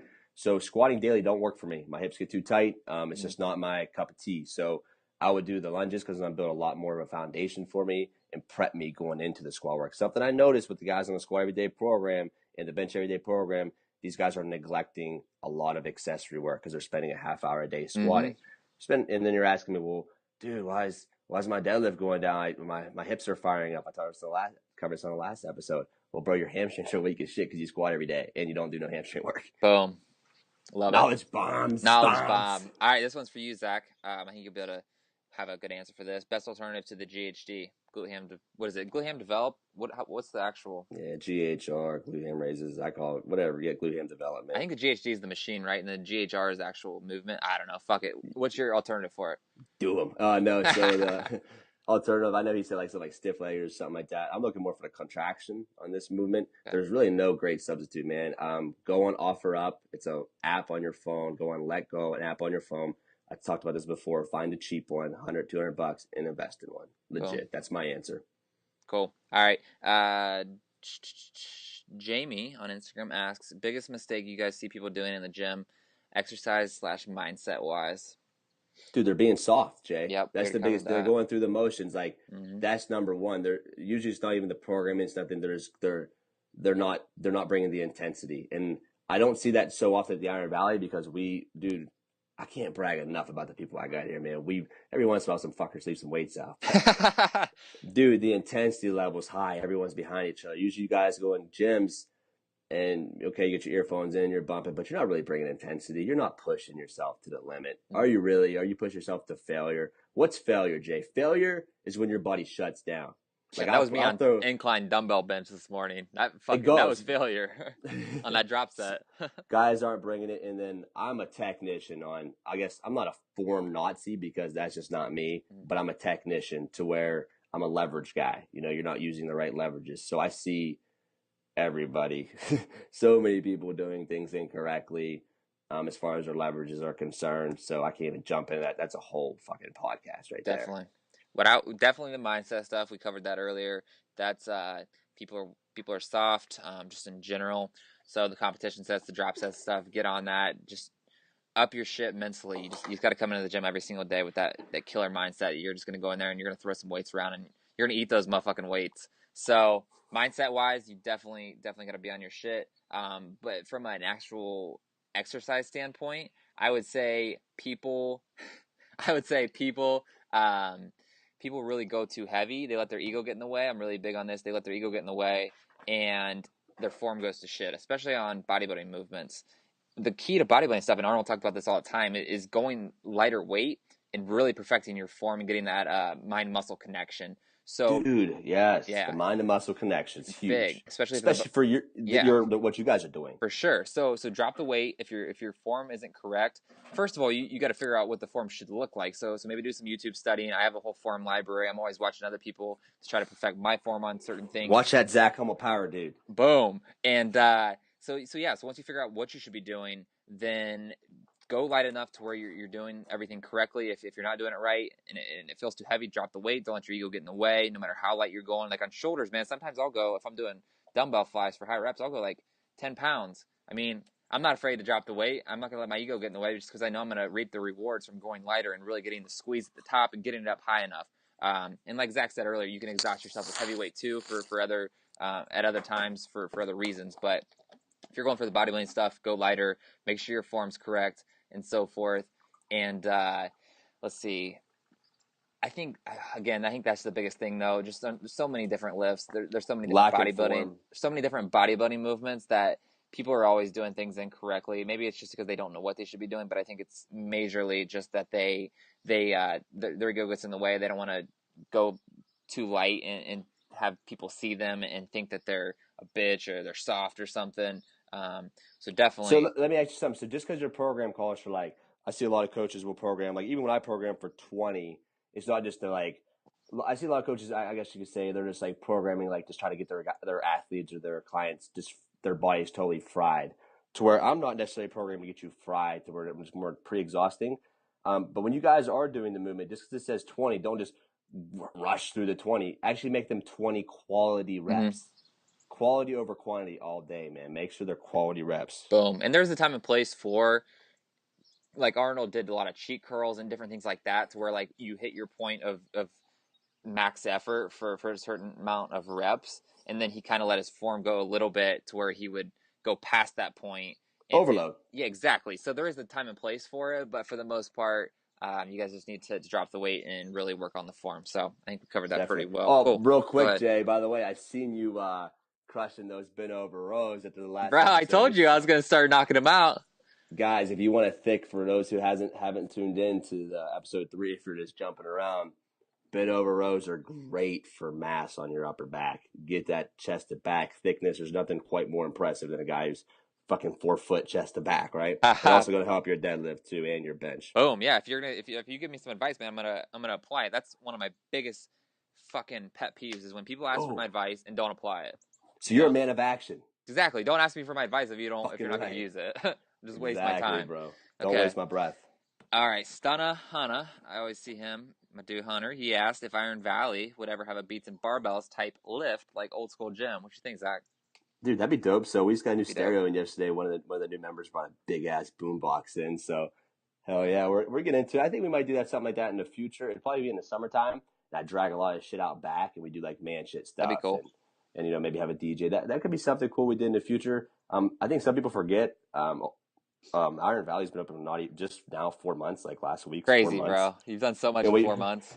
So we've grown a membership over 100. We average at least 100 day passes a month since then. So that's really cool too. We average a shit ton of day passes. It's unreal. People coming from everywhere, driving 10, 12 hours to train Iron Valley, which is so humbling. Legit. To see that, it's coming together. But we've had a powerlifting meet, a push-pull event already. We've had a seminar here already, and just been open 4 months. So things will come. I try to grow it, organically, but I'm still always in I'm in a hurry, but I'm not really in a rush. Mm-hmm. I want to make things happen fast, but I want to let it grow organically. So I just don't want to throw too much at people like, oh, come here this month now for this. If you kind of just throw like a meet a month out there, whatever, you're going to really narrow, how many people are going to attract to your gym that way. Boom. So cool. Looking forward to it. Caleb Marsh, on Instagram, he asks, kind of me in specific. He actually just shot with Arthur, the dude up in Canada recently. Looked awesome. Shout out to Caleb. Dude, also, I seen him I've been following him. Okay, Caleb, I've been peeping you a little bit, bro. The guys who are hauling at me, I'm watching you guys, Snapchat, you name it, Instagram, Twitter. But you look good, dude. I've seen that. Does he have professional pictures on his Snapchat now? I know he does on Instagram. Okay, let's say one of them, he looks really good. Yeah, so looks solid. Good work. Yeah, he asked, because after my shoot up there, I had a couple articles published in Natural Muscle, which is it's an ultra small base magazine. They give them out for free at like Subzilla and small supplement shops and like LA Fitness type stuff. So I had a couple articles published there, and he kind of just asked the process behind getting published and how I made that happen.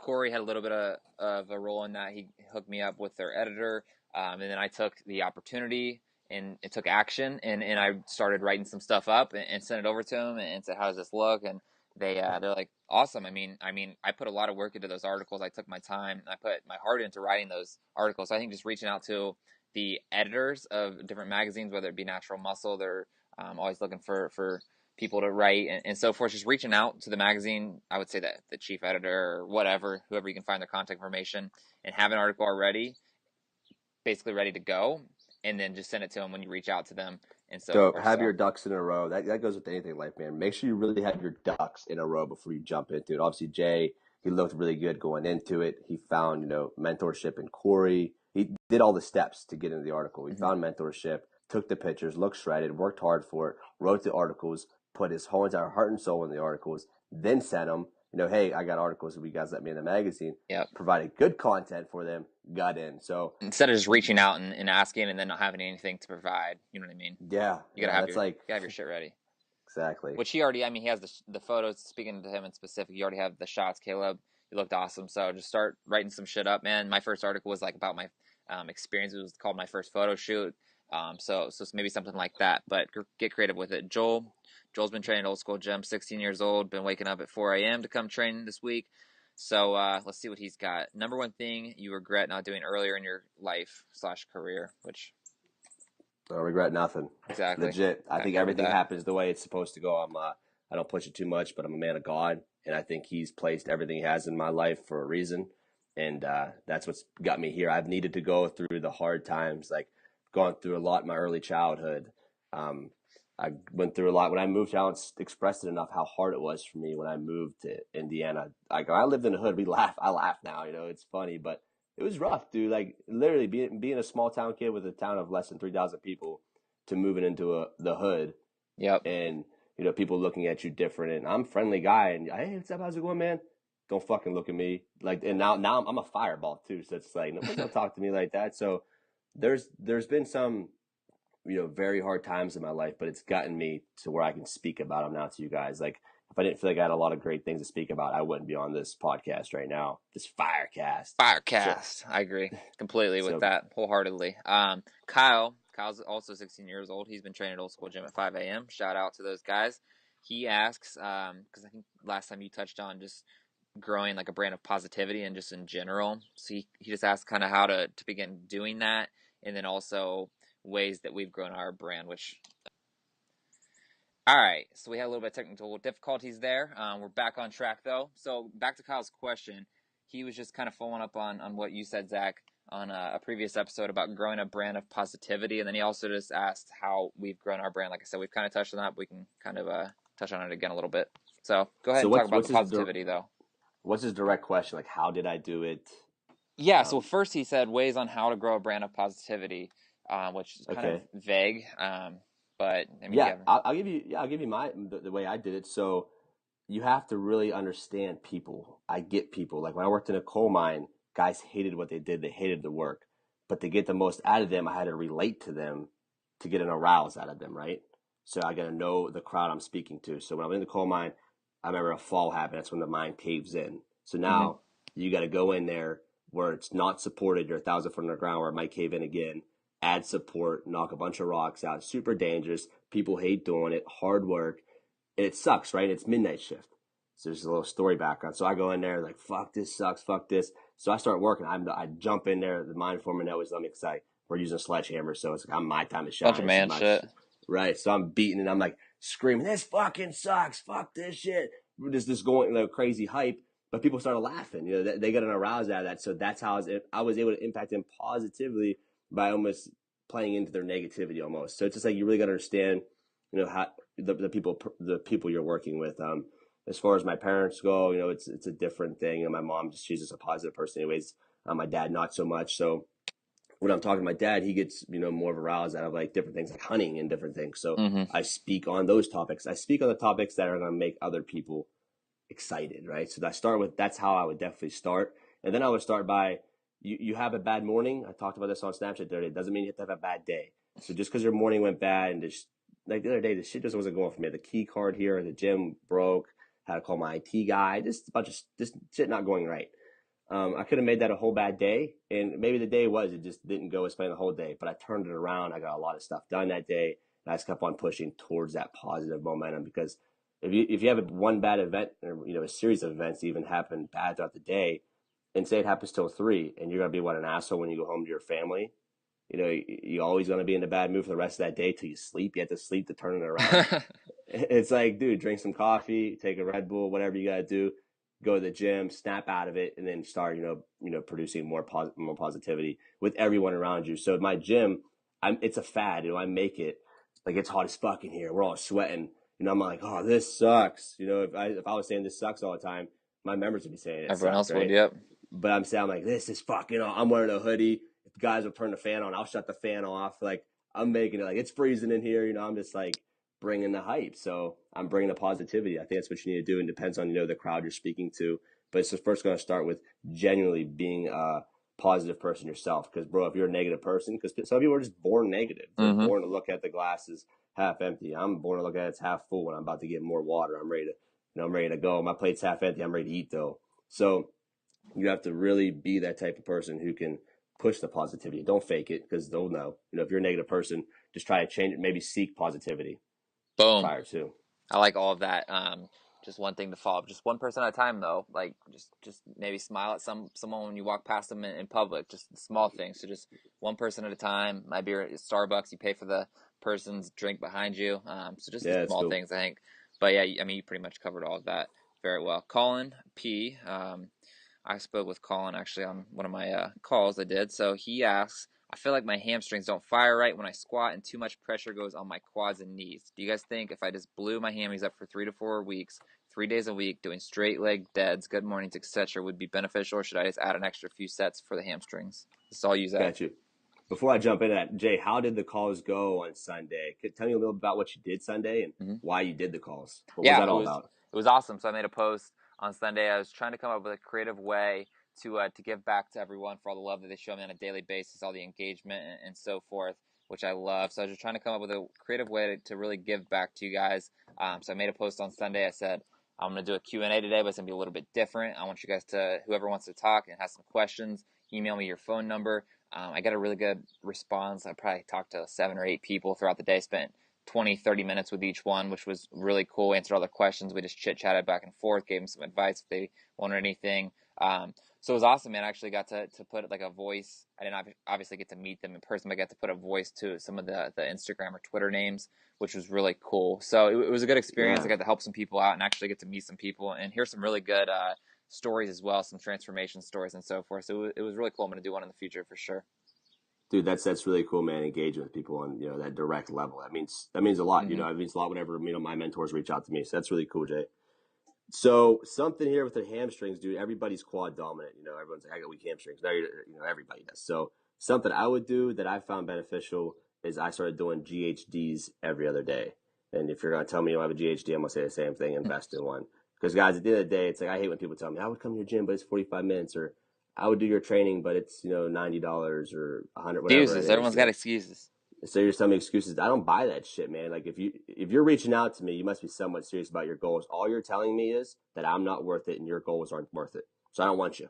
Literally. If you tell me right now that you can't afford a GHD that's $200 online used, that just means you don't want to deadlift more.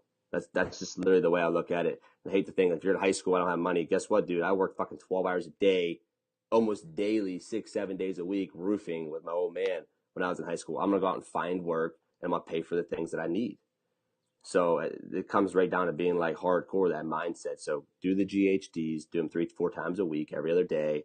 And that should definitely help bring your hamstring work up. And also, yeah, throw a few extra sets in there on, your deadlift and squat days that you're talking about. Down with Cool. that. You got anything on that, Jay?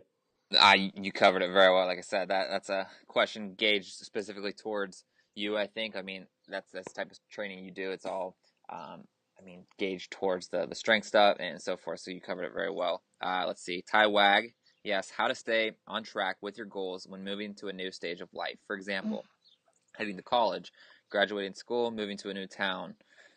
So just how to stay on track with your goals. Man, we talked about that last episode in depth with just like if you're having trouble staying hungry and staying on track with your goals, then they aren't right for you.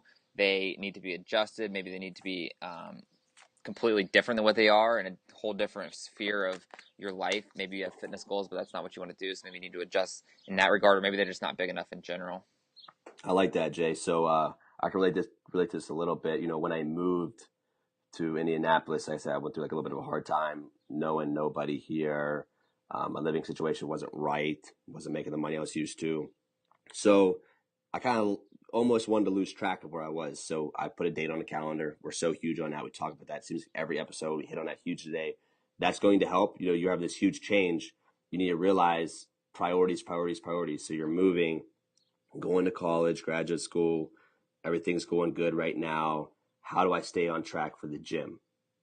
Right? How do I do it? Definitely. You need to set a date right now, bro. Set this date. Even if with all the chaos going on, you need to set a date. So when you do get that 1 hour split or whatever time you have to go to the training, it's going to be intense because you got something coming up. So I throw a date on the calendar for the business part of the whole thing, kind of like I spoke about before. Listen to podcasts, listen to YouTube videos, an audio book, just as you're driving or just as you're walking from class to class, just to be getting that positivity, that self-development and just staying in the game mentally too, man. Like you just gotta stay active with it, or else you're gonna kind of, you know what I mean? Just staying around don't slip. Yeah, for sure. Keep that North Star in sight. For sure, exactly. He had another question as well.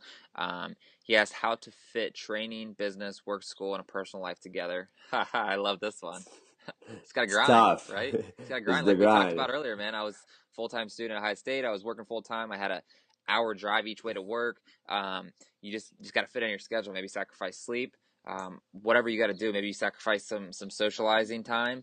Maybe you sacrifice some fucking TV. Maybe you gotta put your TV watching. Maybe you gotta basically just limit that or cut it out completely. You just gotta make sacrifices and gotta prioritize. 100. Sacrifice is the word I was thinking as soon as you read the question. Sacrifice. You have to be willing to cut things out. If you're truly passionate about the business, your goals, the personal life, you have to sacrifice things, and that goes to TV. If you already cut TV out, good. So now it's time to get really good with your time management. Don't be on Instagram all day just looking through timelines. Seeing what other people are doing. Don't click your app every single time. Maybe put your phone on airplane mode. Whatever, depending on what your business is, obviously you might not be able to do that, but really applying all of your efforts. Like if you're in class, you're 100% in class. Soon you get out of class, you're 100% on self-development. Gotta be all in with whatever you're doing. Right, and it's really like changing from one subject to the next. So when I'm with this is something I really struggle with. I tell you guys my ups and downs is my personal life. So my girlfriend's just very good at understanding me. She knows I have a hard time shutting down from business to personal life, but it's something we've been growing and working on together to where she's, teaching me, hey, get your phone away, and it makes, good sense. So you need a support system. That's also going to help your personal life. Someone who understands you moving forward, but engaging 100%, going all in every single subject of your life is going to help a ton. And just kind of cutting out the fat, doing the shit that don't matter, dude. I'm sure even in my crazy 20-hour days, I'm finding myself, my feet kicked up, scrolling through Instagram. Like, oh, dude, no one's asking me questions. No one's asking me nothing. Why am I even on here? Yeah, just going through the motions. And I fucking tell myself that and I get out. Yep. I love the all-in thing, man. Again, coming back to Gary Vee, I know we talked about him a ton, but he had just talked about that, I think, again, on something I watched yesterday. People always bash him for not spending enough time with his family and yada, yada, yada, because he's working 18, 20-hour day every day and getting home at 11 or midnight or later every single day. And he's like, you don't fucking know me. He's like, when I'm with my family, I'm all in. I'm completely engaged. Most of you guys, maybe you get home at 5, but you're not all in. You're doing some other shit. Maybe you got to do some more work at home. You're doing some other stuff. You're not focused on actually spending time with your family. He's like, it's about depth, not width. It doesn't matter how much time you spend with your family. It's about the quality of time that you're spending with them. And that goes basically hand in hand with everything. It doesn't have to be just fitness. If you're in class, be all in with your class stuff. Don't be try to stay focused. Try not to think about anything else. Be all in, completely engaged. When you're at the gym, try not to focus on anything else. Be focused on exactly what you're doing, each rep, each set, and so forth. So the all in stuff, man, I love that. Just Just depth, not width. Dude, without a doubt, man, I'm all about it. Key. Cool. And last Instagram question here. I'm loving these Instagram questions. Grant Sal asks, I am currently in the process of growing my client base at the gym I own. A little shout out for his gym there. Let's see what they're at. Iron Pit Gym in North Carolina, Morrisville, North Carolina. Shout out. We target high school athletes trying to take their game to the next level. What will be the best way to approach this? Going to the coaches, the schools, and he says thank you. So Zach, I think that would be a really good one for you, man. Yeah. So here's something I've realized about going to the coaches. 90, I don't have the statistic. I'm just guessing inside my head from all the people I've actually worked with. 90% of coaches don't even apply the effort as far as the weight room. They have no fucking Ain't idea that the what they're truth? doing. It might even be 95 to 99%. There might be such a small percentage of coaches that don't, but they're all ego driven. Every one of these coaches thinks they know everything. So it's very hard to jump in and be like, hey man, I want to make your kids better. It's almost like you're stepping on their toes, right? Yeah. So the first thing you should work towards is either befriending a strength coach or an athletic director, someone of that nature, providing value to them, showing them that you know your shit. Because at the end of the day, if you don't know your shit, I don't know you or whatever, you got to know your shit. If you're going to approach anybody for any type of training, know what you're doing, have a good pitch going in. But something I'm doing at my gym as far as that, because I really like working with high school athletes. I really want to see these guys play Saturday, Sunday football. I want to see it. So I'm getting, just building the clientele through one person. So I start out with one guy, and then he goes, I have a freshman who's starting varsity this year. He's 15 years old, 6 foot tall, 195 pounds, added 15 pounds in the off season, taking time off his 40. He's making shit happen. Fucking deadlifting 405 for reps. Coaches see this. Hey, where are you going? Now you're involved. They see you've been training. Where you been going? They tell him who he's working with. So now they're sending guys to me. Okay, so now that they're sending guys to me, I'm gonna go make a pitch. Hey guys, this is what I got. Give me your best 10 guys. I'll set up 2 or 3 different times for the parents. They can come here at this rate each month. Yep. Boom. Dude, if you got if you have a great product, just starting out with one person, that's just gonna spread like wildfire. They're gonna tell all their friends on the team about it. Like they're gonna see this kid doing shit. I mean, his athletic ability should obviously, if you're doing things right, he's going to be way more athletic, way stronger, and so forth. So they're going to see him. They're going to ask questions. Just like for me with weight loss, man, people, when they lose all this weight, people are going to ask him, like, how'd you do that? Yada, yada, yada. So it just spreads through referral. So it starts with providing a great product. You got to know your shit. You got to be providing something worth value. And then maybe you even start by training some kids for free. And then that gets you in basically your foot in the door with that school, starts to spread. Kids start telling their friends, parents start talking, and so forth. So I think, like you said, that and also providing a solid rate depending on your demographic, I don't know where you're at, inner city, whatever you're at. You got to make the rate where the parents can afford it. Yeah, you got to know where you're at, right? And I'm real adamant on. I drop my prices a lot. I know what I'm worth, but I drop my prices a lot because I want to become a better coach. So I'm charging a lot less than what I'm even worth right now because I know in the long run I'm working with more clients and I'm going to become a better coach in the future. And speaking about the high school kids real quick, you're going to see almost immediate improvement. These kids are growing. This is the perfect time to get them. You're going to look like an all-star coach as long as you know the half of it. You're going to look like a fucking all-star coach from the start because you're dealing with, these kids are growing daily. They're eating. They're always hungry. They're eating their parents out of the house. So just grabbing them at this age, you're going to kill it. Mm-hmm. Boom. All right. You got some Twitter questions, Zach? Yeah, I got a screenshot of a few here. Let me check them out on the Twitter.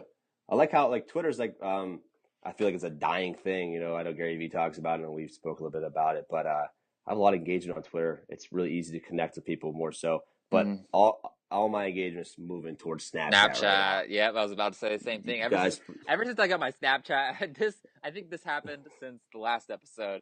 I thought I was kind of social media savvy. I found out my Snapchat settings weren't right, and I wasn't getting snaps from people I didn't add. So I had people add me, and if I don't add them back, I basically wasn't getting their snaps. So I got my settings fixed this past weekend, and I had like 30, 40, 50 snaps come through. I don't think they all came through, but every single snap that came through, whether it was from 3 months ago or 4 months ago or however long, I responded and let them know, hey, sorry, yada, yada, yada. So if you're on Snapchat, hit me up. I love the engagement. I mean, I'm getting in contact with like 10, 20 people a day now on Snapchat. So the engagement is awesome, man. Like you said, it's so easy to just shoot back and forth real quick on Snapchat. So go ahead. For sure. What is your Snapchat, Jay? So we know. Yeah, it's JAY_AZLTINE. Azeltine, Azeltine, just like all my other platforms. What you got? Dope. What's your Snapchat, Zach? Zach Homol, just like about everything else. Boom. ZACHHOMOL. Hit us So, up. Jay, I got a question. This would be good for you. We both do online training from Wes Bailey. That's one of my clients. Wes is my boy. Boom. There we go. How do you keep your online training customers motivated? It works for me, but seems some need you to be there in person. Yeah, so I think just really helping them establish goals and goals that they really want to achieve. Like it always comes down to the goals, man. If your goals aren't strong enough, you're not going to stay on track. So basically, so for example, if someone wants to really lose weight, we come up with some goals for their weight loss. We talk about why they want to lose the weight, and then basically kind of how I help them, because some people struggle with really the cravings and so forth. So I'm like, you got to keep those goals in the back of your mind. If it's a certain physique that you want to achieve, you got to have that vision. You got to keep that vision in the back of your mind. So when you're tempted to cheat, you just basically look at that. You know what I mean? You look in the back of your head and you're like, well, that's what I want to look like. This is going to help me achieve that. So I think the desire to achieve your goals, whether it's a physique or whatever, has to be stronger than your desire for that instant gratification of the food or whatever it may be. That's kind of just an example for people that are looking for pure weight loss. So the That's desire pure to achieve, fire. yeah, That is the desire pure to fucking achieve your fire. goals has to be as stronger than the desire to maybe cheat on your diet or whatever, however it applies to your goals in your life. Dude, I love that, Jay. I'm literally about to say the same exact thing. I'll just Haha. reiterate it. So, first off, anyone I train, I think people know they come to me now.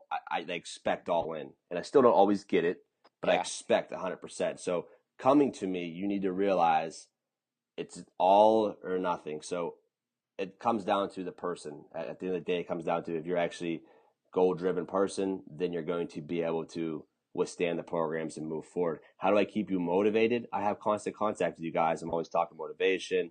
I'm keeping you, at the end of the day, I'm trying to keep you motivated. I'm trying to make sure I'm engaging with you. I'm answering your guys' Snapchats, even the people, people I train, calls, text. But I'm not a babysitter. I tell Boom. my any trainer online, especially online coaches know this. A lot of guys want babysit it. Fuck that. Don't even come to Nope. me. Don't waste my time. I don't want your money. Like I Ah, literally, like my guys 100%. need to set up. I'm a busy man, and it's creating. I'm trying to become the best trainer I can. But you have to set up your calls with me. We all live busy lives. So it's like, hey Zach, are you free from this time? Yes, I'll open up time for you. Like this is what you paid for. So if you expect me to call you every day and this, that, and Mhm. third, you're a pussy. Go to somebody else. I love I love that, man. Go to a cookie cutter program because I'm providing Yeah. quality programming and I'm providing quality coaching and I expect quality athletes Love it, and I'm man. getting them. Absolutely. We had this conversation earlier this week. Yeah, I'm not here to be your fucking babysitter. For example, I have my clients log their meals. I send them a log every single week on Sunday where they log their weight every day and they log their meals every day and the times that they eat. So if they're not logging their shit, I see a big correlation between people that see the results and who logs their stuff. There's a lot of different Yep. reasons to logging the stuff. It keeps them accountable. It allows them to get a really good feel for their body and how certain foods react to their body, how their body reacts to certain foods. So there's a lot of different benefits to it. I see a big correlation, a strong correlation between the two. So I send that to them every Sunday, and I give them about 2 reminders on it. If they don't fill it out, I'll shoot them just like a brief text, say, hey, try to fill out your meals. And then if they start filling them out again and then they kind of fall off, I'll send them another text. It's usually about twice. And after that, I'm not gonna fucking send them any texts anymore. I'm not your babysitter. I'm gonna tell you how to get the results that you want to get, but it comes down to, I mean, you can't force a horse to drink water. What's the saying? You can lead a horse to water. You can't force it to drink or something like that. Yeah, I was just It's gonna very say applicable, man. that. Like I'm going to tell you what to do. I'm going to show you show you the path to get where you want to be. But it just comes down to self-discipline and so forth. And I'll give you a few chances to try to keep you accountable. But after that, it's on you. Yeah, 100%. And so I'm here to motivate. I'm here to Mm-hmm. provide that inside of you. Like I think Jay and I are both on the same level with that. But I'm not here to be your boyfriend. You know what I mean? I'm not here to say, hey, I'm not here to. I'll pick you up when you're down a few Yeah. times. But dude, this is once you're just making this like extreme work for me just to try to keep you motivated. These programs are hard enough. Coaching's hard enough, and now you want me to babysit you. Make sure what you're eating's correct. Get the fuck out of here. Yeah. Very well put. Love it. Next, my man Kevin Warren says, "This is a two-part question, so I'm gonna ask it. Then we'll do one part at a time. Do it. What do you guys do if or when you have a client who isn't seeing results? or isn't following the program. So this is two things. What do you first do, Jay, if you don't see a client seeing results? Yeah, so if it's weight loss, we're trying to lose weight and they're not losing weight. Either one, they're not doing they're not logging all the meals that they're doing. They're maybe doing things on the side and they're not telling me about it. That's definitely a possibility. Or two, it's something that their body's not reacting well to with the diet. So I'll make some small tweaks. We'll maybe start with changing the nut source up or something and go a week or two and see how their body reacts. Or I have one guy that doesn't react very well to pork. And again, coming down to the logging stuff, I went back through and we were able to correlate a weight jump with days that he did pork. So we found out that Boom. yeah, his body didn't react very well to pork, like you said with the beef. It kind of sits on your stomach. So basically, we're like, all right, well, let's cut the pork out. So things like that, just making small changes and then giving it time to see if it actually works. That's something I talked about before. People will make changes and make tweaks, but they don't give it time to actually let it play out and see what the results are. So that's usually my first go. If it's in specific weight loss, we'll change some things up and see how the body reacts. For sure. I'm about the same there. I'm gonna make sure, are you actually following the program correctly? Are you doing everything that's on the Mm-hmm. program? Everything I'm saying. They say yes, let's change it, bro. I am very versatile. I'm very confident in my coaching. So it's not like my way or the highway. It's like, okay, this don't work for you. Let's change this up. Well, let's try this. And we got to give it time. It's not going to happen week to week or even month to month. But if I see something, we see that, logging the info, just so I try to have my guys send me weekly logs, Mm-hmm. similar to you. Some guys send it daily to keep themselves on track, which is totally fine. So if I look back, I say, okay, you did real good around this rep range with the conjugate method. Let's switch over more closer to this method and try this, or let's try this method and see what's best for you. And it really comes down to their video critiques they send me every week, figuring out what works best for them, and I'll change it up. But at first, it definitely comes down to, are you really? I put a lot of pressure on these guys to where it's like, dude, we're making you better. It's like I can lead a horse to water, but you can't make him drink. Yeah. The same thing we just spoke about. Try to remind them like why they started, like why did you originally come to me, like what were your goals and so forth. So you just got to maybe sometimes remind them like why they began. How about a client who isn't following the program but talking shit because it ain't working? Yeah, dude, I'm gonna get fired up on this. I'm gonna fucking call some guys out too that's still on the team. Yeah, so we just talked about this. It's like I'll give you a couple reminders maybe for logging your meals or whatever and so forth, but I'm not gonna sit there and listen to your bullshit excuses. I'm not your babysitter. I'm going to tell you what you need to do. I'm going to light a fire under your ass a couple times, but after that, it's on you. I'm not going to continue to babysit you and waste my time. So yeah, it comes down to the client. I'm going to give you a couple chances. I'm going to really try to push you and help you, but in the end, it's on you. A couple guys come to me. Oh, Zach, my bad. It felt good. I maxed out today. Hey, I get it. I get ego driven every once in a while. I want to max every once in a while too. Let it go once. If they consistently continue to not follow the program, and they're coming at me and it's always the same thing. They don't hit it, a lift or something, and next week they come in, they don't hit it, they're not feeling good. I said, didn't you fucking max out on deadlifts last week when I called for a 4x4? I said, who's the coach? I'm the same way. I don't change for nothing. I don't baby nobody. Who's the coach? Me or you? Why'd you come to me? Because if you don't, I'll reimburse you your money and get the fuck away. Don't waste my time coaching you. I'm here to make people better. That's why I get irritated. I get upset when guys tell me they don't follow the programs because I put a lot of time and effort in knowing how your body's going to react to those programs. I put a lot of time and effort in writing a program that's going to make sense for you. And for you to quote unquote disrespect the programming, now you got me upset. I can go with once, maybe twice, but usually just once. Now I'm fucking fired up and I'm saying, hey, this is your option. You follow the program or go. Get the fuck out. Here's your money. I'll give you whatever it was back for this month. Act like it never happened. Go on about your day. Follow a fucking cookie cutter program. Go back to seeing the results you did. It really frustrates me when the guys are already seeing results. They're doing well. Then they think they got it down, right? I'm good to max out today. They don't follow the program. Fuck up. Then try to blame me. Oh, hell no, mother. Get the hell out of here. Yep. I love it, dude. You put it perfectly there, and I feel the exact same way. So it basically just comes down to the client. We'll do our best to push them and motivate them and remind them why they started and so forth. But again, it just comes down to you. Okay, how about this, Jay? My man Dylan says, this Dylan, is definitely what up, dude? Right. Dill Hose 71. He says, how to adjust and start a cut for the first time. This would be pretty good. Jay will be able to hammer on this because he kind of just did the same thing to me here recently. Yeah, so it really just depends. Obviously, there's a lot that goes into it, training-wise, diet-wise, and everyone's so much different. Again, like we talked about earlier with Zach. So the first step would be figuring out how far out you are. If you're 8 weeks out, obviously it's going to be a lot different than if you're 4 weeks out or 3 weeks out. So you got to figure out how much time you have. If it's closer, you're going to have to really hammer home. But if you're 8 weeks out, just start slow. Just start eating clean. Get on a set plan, whether it's anabolic fasting or whoever you're working with. I'm sure they're going to have a set plan. So Should be anabolic fasting. It works. yeah, hit the plug. Anabolic fasting absolutely works. If you're 8 weeks out, you'll. I mean, 8 weeks out, you really don't have to really start cutting carbs out much. It's really just staying clean in general. Eating a lot of, not organic, but just a lot of fruits, a lot of vegetables, and just healthy stuff in general instead of eating a bunch of garbage. So that's the first step. Is figuring out where you're at, how much time you got, starting slow, increasing your lunges. That's big for me. If I'm coaching you, you're doing lunges. If you're trying to lean out, so we'll start up in your lunges a little bit. Start increasing the volume a bit just to try to get the metabolism rolling. That's the whole basis behind the whole cut. Basically, is just trying to get the metabolism rolling, because once you get it rolling, you're going to cruise it into shoot day or show day or whatever. So it's all about trying to get the metabolism moving. That's the hardest part, is getting it moving. Once it's moving, you're set. So again, just making small tweaks, and as you get closer and closer, again, there's a lot that goes into it. I mean, the closer you get, the more your diet changes, and you got to start adjusting more. For me, for example, if I'm 8 weeks out, I'm not doing a whole lot. I'm just probably getting more volume work, upping my lunges a bit. Diet-wise, pretty much the same. I don't really start tweaking my diet until about 5 or 6 weeks out, because I know I can lean out pretty fast. At 5 or 6 weeks out, I'll cut my cheat meals out, basically. If anything, I'll do one cheat meal a week, maybe just be really light ice cream. And then as it progresses, as it gets closer and closer, about 3 weeks out, I'll basically probably cut cheat meals completely. I'll start limiting my carbs in general. I will, again, increase the lunges. About 3 weeks out, I'll probably go 7 days a week on lunges, increase the intensity in the gym.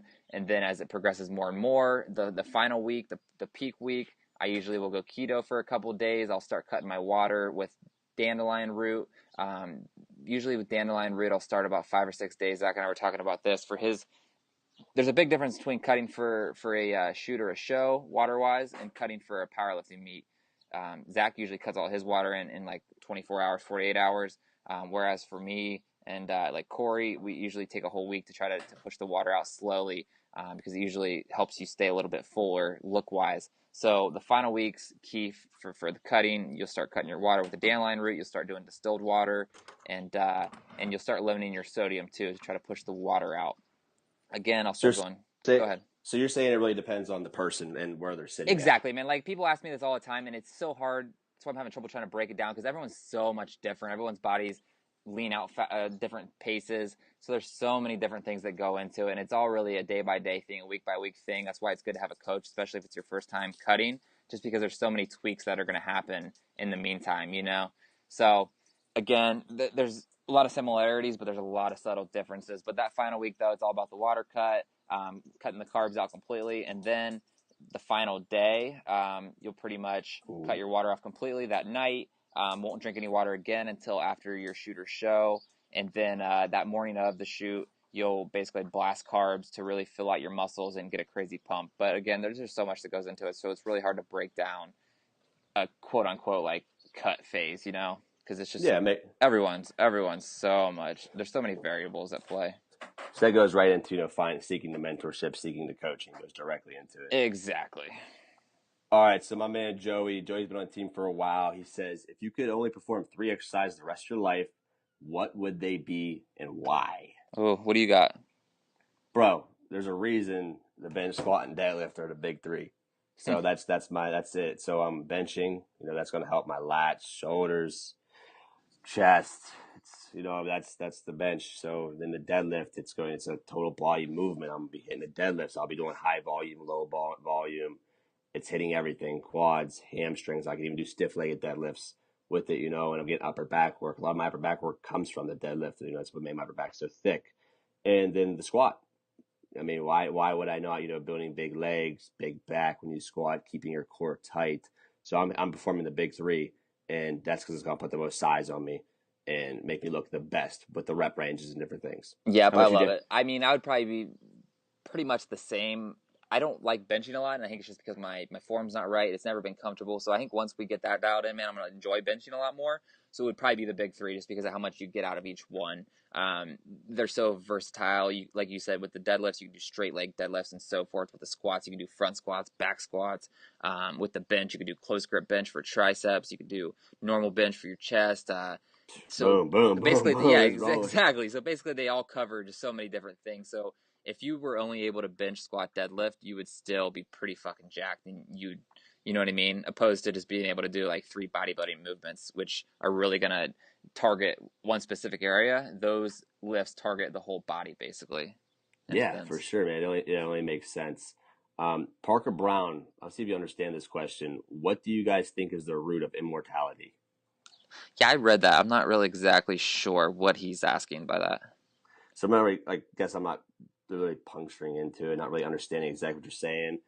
But what I'm trying to, like, I guess, you know, I don't even really understand what the question is. I can't like base it off of this. Really, I can't. Is it just? I I can't. mean, do you think he's just talking about people? I don't know, man. I don't really want to jump into it because I don't know exactly. Shoot us, kind of specify more for the next episode, and we'll try to touch on it. 100. So what do you have? Here's another question for you, Jay. If a guy is falling forward on his squats, what do you have? I have an answer for this. Do you want me to cover this? Yeah, Like yeah, he's you go kind of ahead, going over man. top of Yeah, his I'll just let you knees. cover it completely. So basically, as you're coming down, I bet your chest is coming forward. Mm-hmm. If your chest is coming forward, what's probably happened is more so than not, 'cause you want to be slightly bent over forward. But if you're leaning forward, probably what's going on with you, bro, is you have very, very, very, let me keep on saying this, very, very, very, very, very, very, keep on going, tight, tight, tight hips, hamstrings. You are not doing your mobility work. Now, when I say mobility work, I think it's cool with the bands, all this other shit we got. But taking it back to high school cheering, I never was a cheerleader, I was by the gonna say, wait a way. second. But that'd be cool. But the cheerleaders, I'm sure we've all, seen the cheerleaders, the highest hot chicks. So when they stretch, though, I never remember the cheerleaders using bands or like Rogue mobility Yeah. balls and different things.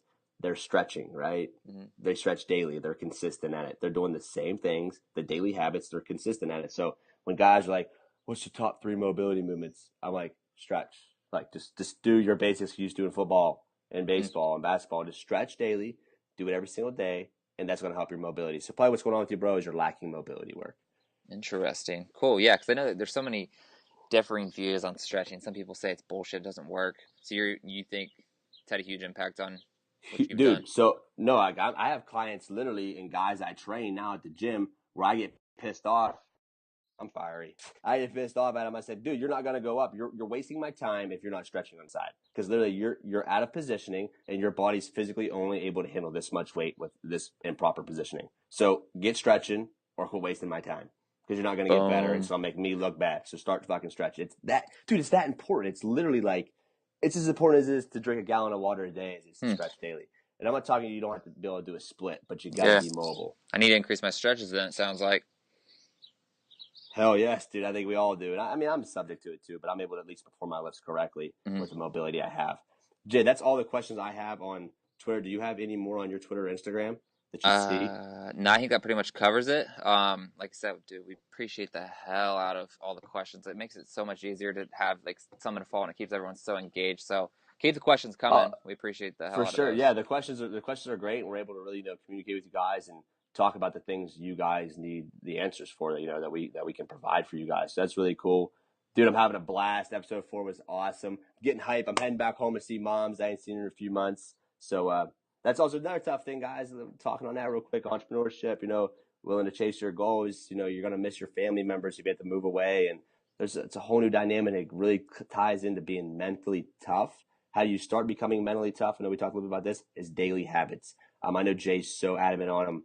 I just kind of do them naturally. I do to-do lists and stuff. I do daily habits naturally. That's what's made me so mentally tough, daily challenges. So like when I did move out here, it was so hard on me, but I knew I was able to withstand it because I was mentally tough. I was mentally sound. I was in tune with myself. Some of you guys want to throw yourself in a fire, but you ain't really ready for it. You want to be a entrepreneur, but really like John and I think Corey are Entrepreneur. working on entrepreneurs. So that's kind of so knowing I miss my family a lot. I miss my friends from back home a lot. There's you guys, a lot of people to see rainbows and butterflies in my life, the highlight reels. I'm telling you some real shit right now. Like I do deal with adversity daily when it comes to things like that. Haven't seen my grandma in over a year, my nana. So I see my dad once in the past year and a half. So it's like things have been really like it's crazy. It's hard to deal with, chasing your goals and your dreams, and it's really just staying mentally tough, staying mentally sound, and having that North Star, that greater vision. And I say I'm an extremist. When I do things, I do, separate myself from the world to achieve my goals. You don't have to be that extreme on them, but I do believe if you want to make it to the top, you got to do whatever you have to do to make it. I have to do that. If I'm going to make I want to be the fucking best. Like I'm talking total takeover. And if you told me I had to stay awake for 30 days and not eat and not drink water, you'll probably find me dead day 29 because I'm willing to do it. Like that's just it. Fucking hype, bro. Bringing the fire. So it always comes down to sacrifice, like we covered multiple times today. Dude, you got to be willing to sacrifice certain things, whether it's your TV shows, some of your social time, family time, even to pursue your goals and so forth. So you got to have strong goals, and you got to be willing to sacrifice. Other than that, though, man, episode 4 was fun. If you guys are on YouTube, subscribe to the channel. Zach and I are getting together, like he said, this upcoming week to pump out some stuff. And then leading up to our shoot, I think we're about 8 weeks out. So we're going to, every few weeks, we're going to get together, discuss the prep, and just do some content for the YouTube page. So subscribe to the YouTube page if you're on iTunes and you like the show. Give us a 5-star rating. Subscribe to the show. Follow Zach on all the social media. If you're not already, hit us up on Snapchat. Other than that, though, stay hungry, stay grinding. Stay young, stay hungry, stay on fire, baby. Jay, it was nice seeing you. I'll talk to you soon, baby. Boom. See you, Zach. Later.